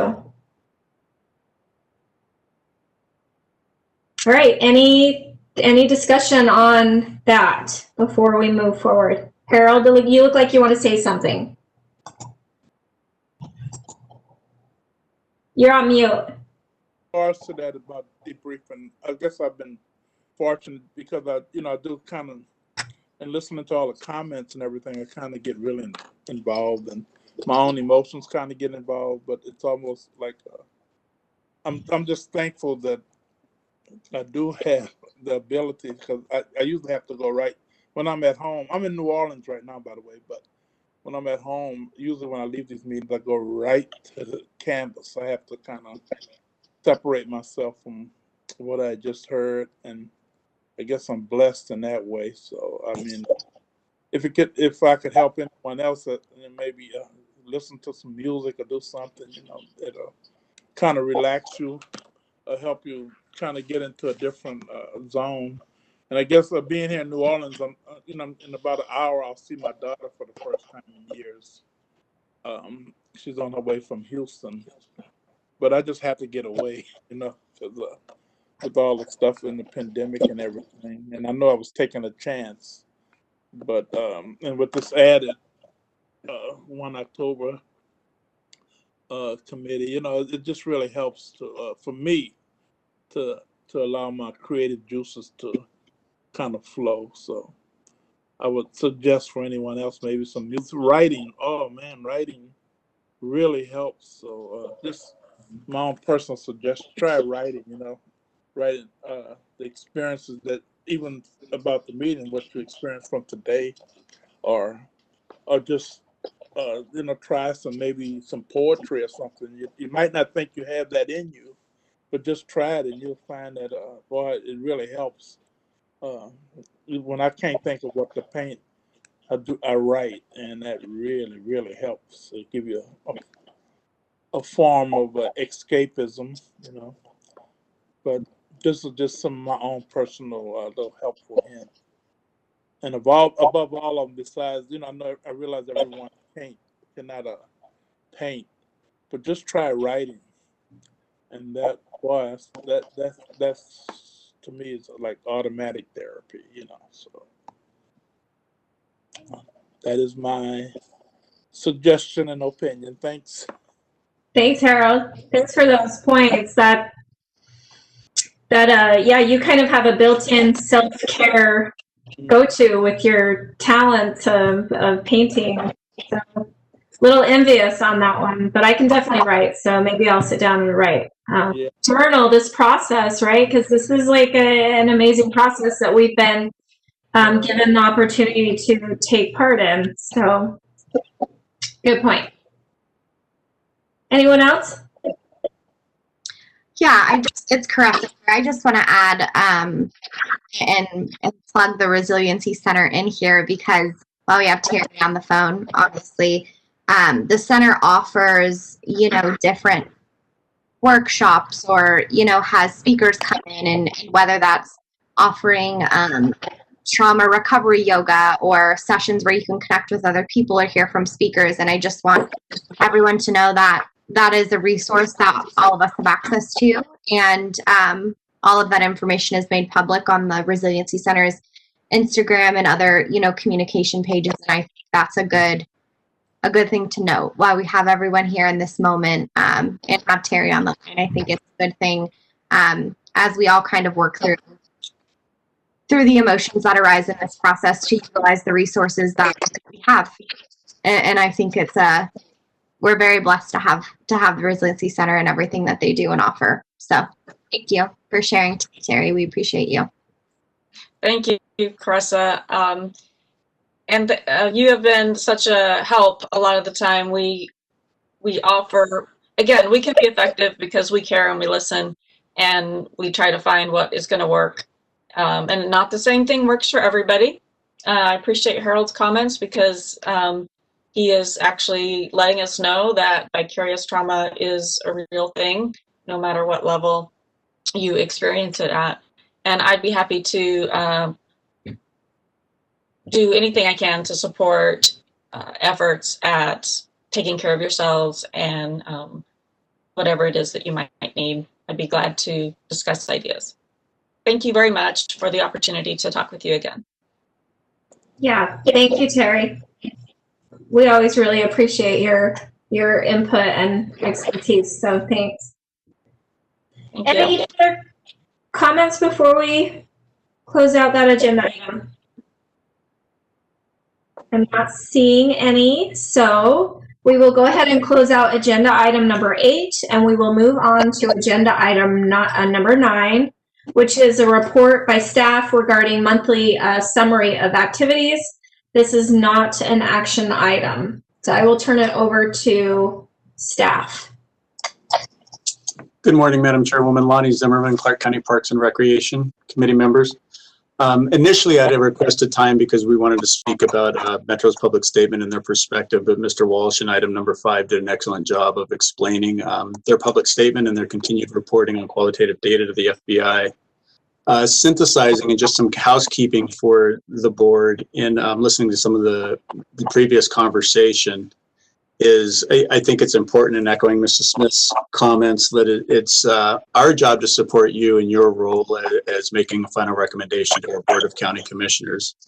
And in turn, it's their job to be lobbied by all the various groups to make the final decision. And in support of that, and one of the thoughts I've had as we've moved along through synthesizing some of the comments and Mr. Bradford asking about public input and updates is one of the suggestions in going forward, now that we're about 3 months in and maybe prior to next October 1, is that we agendize through our assistant director, deputy director, and obviously the county management is for a status report that the committee can give to our Board of County Commissioners. We're about to swear in 2 new county commissioners.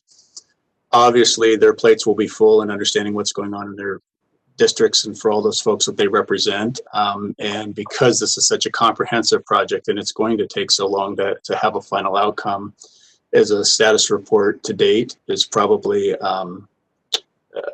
not only apropos, but important only so that it stay on their radar throughout all the challenges that elected government will pose to them.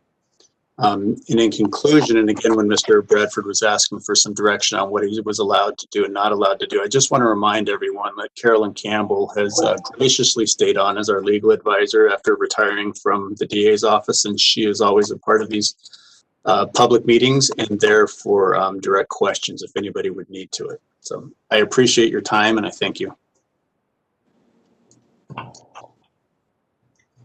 Thank you, Lonnie. Does anyone have any questions on the staff update? I have a couple staff updates as well. Okay, go ahead, Mickey. So just a couple little things that we've been working on. One is we are working on the survey company contracts, so we're hoping to get contracted with them here fairly soon. And then I mentioned it earlier, but we have met with a memorial expert that will be presenting to the committee in January. So those are my 2 things. Okay, thank you. Anyone have any questions on the staff updates? Go ahead, Poonam.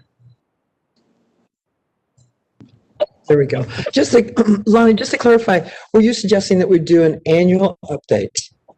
So sometimes the summer, early fall?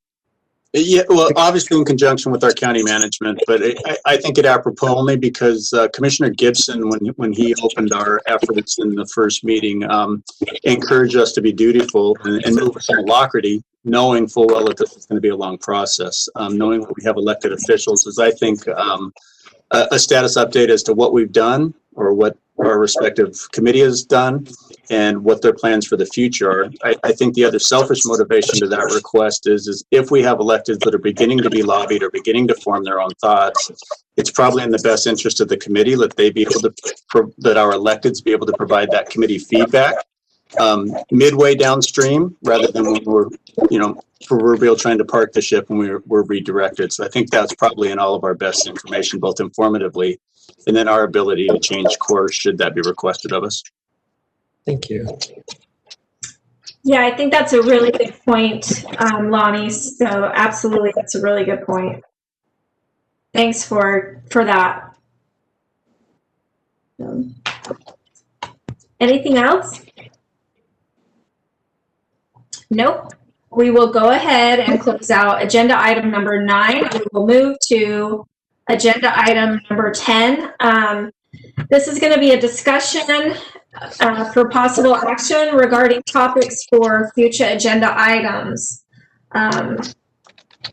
Comments made during this portion of the agenda by individual members shall refer solely to proposals for future agenda items, and any discussion should be limited to whether such proposed items shall be placed on a future agenda. So we're not going to discuss the substance of the agenda item we want to put on the agenda, just whether or not we will put it on the agenda.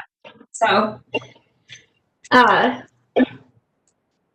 any thoughts on future agenda items?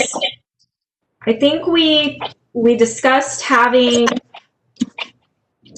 the other memorials, communities that have done the other memorials. I think that's going to be a good one to have on there to kind of help guide us, like we were discussing on another agenda item. So I would like to see that. My notes from the last meeting that there was a request to talk about the finance and the funding from the October meeting, and so I don't know if it's still too premature to put that on a future agenda. And then there was a request from Dr. Fielden to have a presentation by the Clark County Museum as well at a certain point. Yes, thank you, Rebecca. I think so absolutely the financial one, we want to go along with the process. So I think the thought was, let's have the other memorials come and do presentations, and we can hear also in their presentation how they did the financial aspect of it. And then on a follow-up agenda, have a discussion on how we want to do ours based on the previous meeting. Thank you. That's great. And then I think we also discussed having the surveys on a future agenda item. I'm guessing we would need to discuss what those surveys will, I guess, solicit, what the questions are. Does that sound right? Yeah, I think that would be good to know. Okay. And I think that would be early on in our process. I would say, the sooner the better with the surveys, along with the presentations of the other memorials. I think those will probably guide our future agendas. Any other thoughts on agendas? Go ahead, Poonam.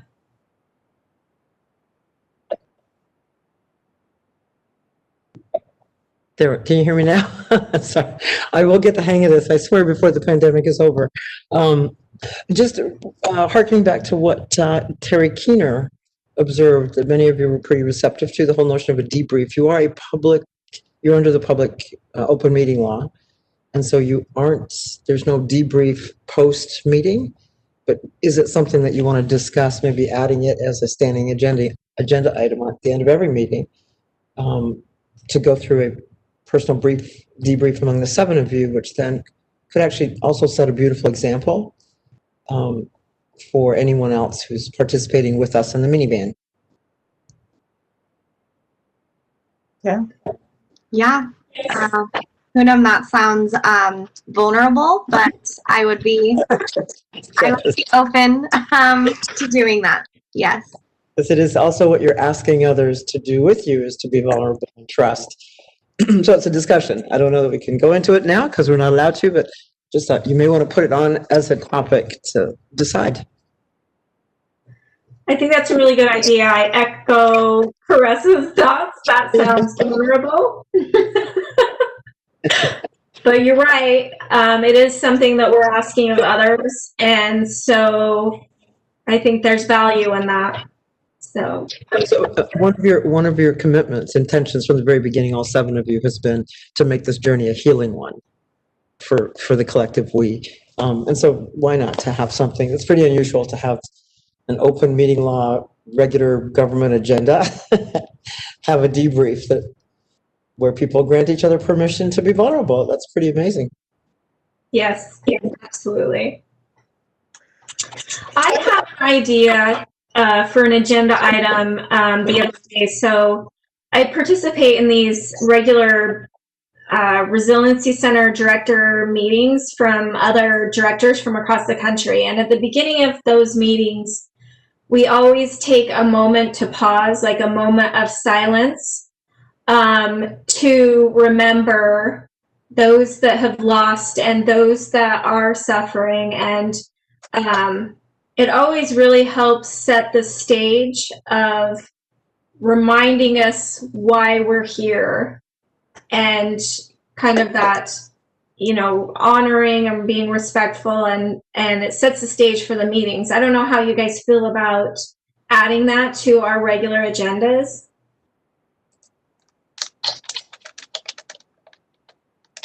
Yeah, I love that. And I think, as noted, we probably can't discuss that now, but definitely let's propose to put that on the next agenda for a vote.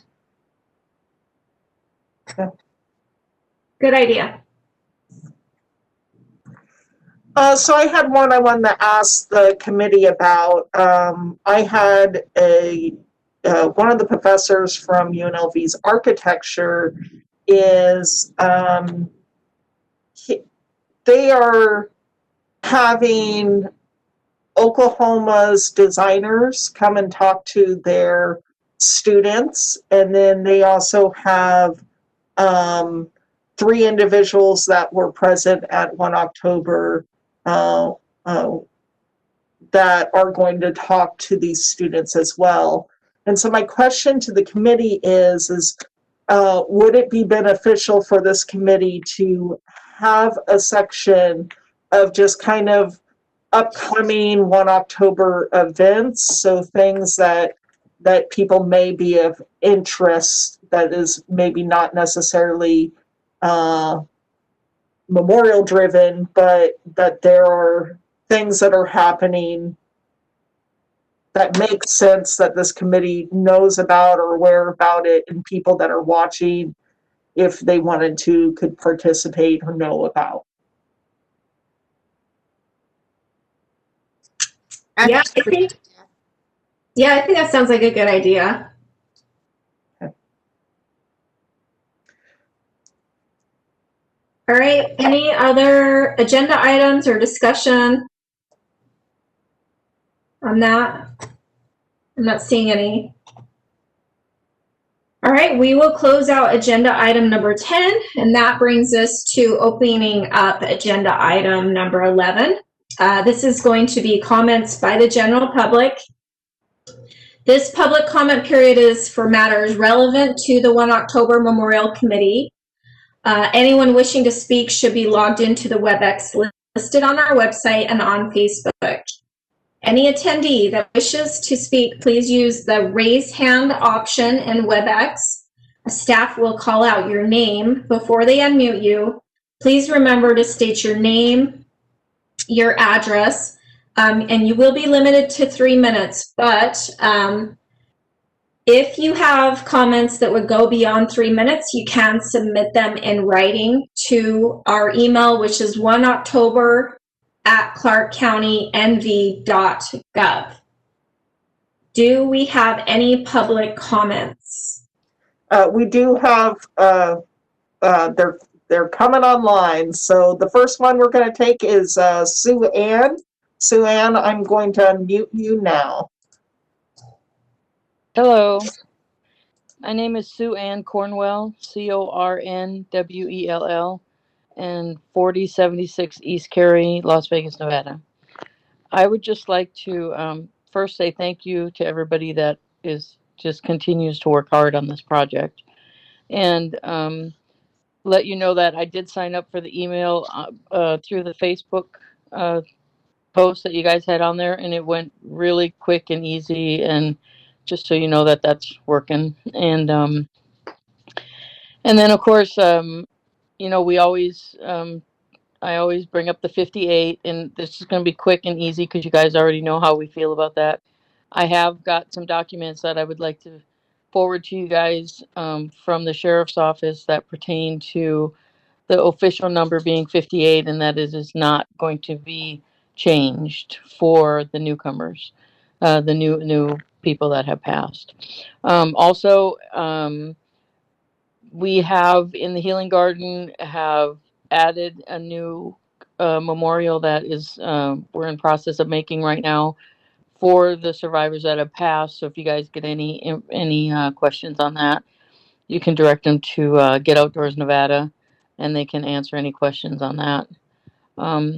So just keep in mind that the number's 58. I know there's a lot of discussion about that yet, and that's pretty much it. I'm not going to take up a lot of your time. I just wanted to say thank you, let you know the sign up went great, and I appreciate you all. Thank you, Sue Ann. You're welcome. Have a good night. Do we have any further comments? We do. The next person. Sorry. The next person is going to be Terry Davis. Terry, I'm going to unmute you now. Thank you. Hi, this is Terry Davis.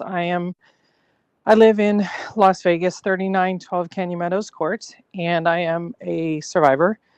My comments are really brief today. First of all, thank you for clarifying that you guys really have no direct control over the number or the name. I think that is going to be helpful to those of us in this crazy club. Second of all, so a group that I think that may be being overlooked in this whole process is the group of artists and their crew, their bands, their stagehands, things like that, that may be being not disregarded but overlooked. And it might be worthwhile to reach out to them, as people such as Jason Aldean actually consider themselves a member of this family. Finally, again, I want to reiterate that with the other memorials that have been built, I do have direct contact with people who were on those committees and who are public speakers by their trade, their chosen profession, that I could put you in contact with and liaise with you, as having them possibly speak to your group in terms of what they went through with not necessarily town hall meetings. They probably called them something different, in that, as Tennille pointed out, they were smaller groups. So please do feel free to reach out to me. Terry Keener knows me personally, so I can definitely be reached. Thank you. Thank you, Terry. Do we have any further comment, Mickey?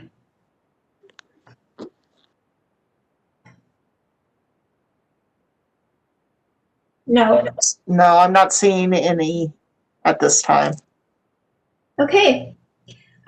No further comment. I will go ahead and close out agenda item number 11 and move to agenda item number 12, which is our future meeting schedule. So as of right now, our next meeting is scheduled for January 27th, 2021. Any discussion on meetings? This is not an action item. Does anyone have a known conflict on January 27th on the committee that will make them unavailable? I'm not seeing any. I don't either. So I think we're good there. Any discussion before I move forward? Nope. All right, we'll go ahead and close agenda item number 12, and that brings me to agenda item number 13, which is adjournment. It is not an action item, so we will go ahead and adjourn. I would just like to say to everyone, happy holidays, be safe, take care of yourself, and thank you. Thank you. Bye. Bye-bye. Thanks, everyone. Happy holidays.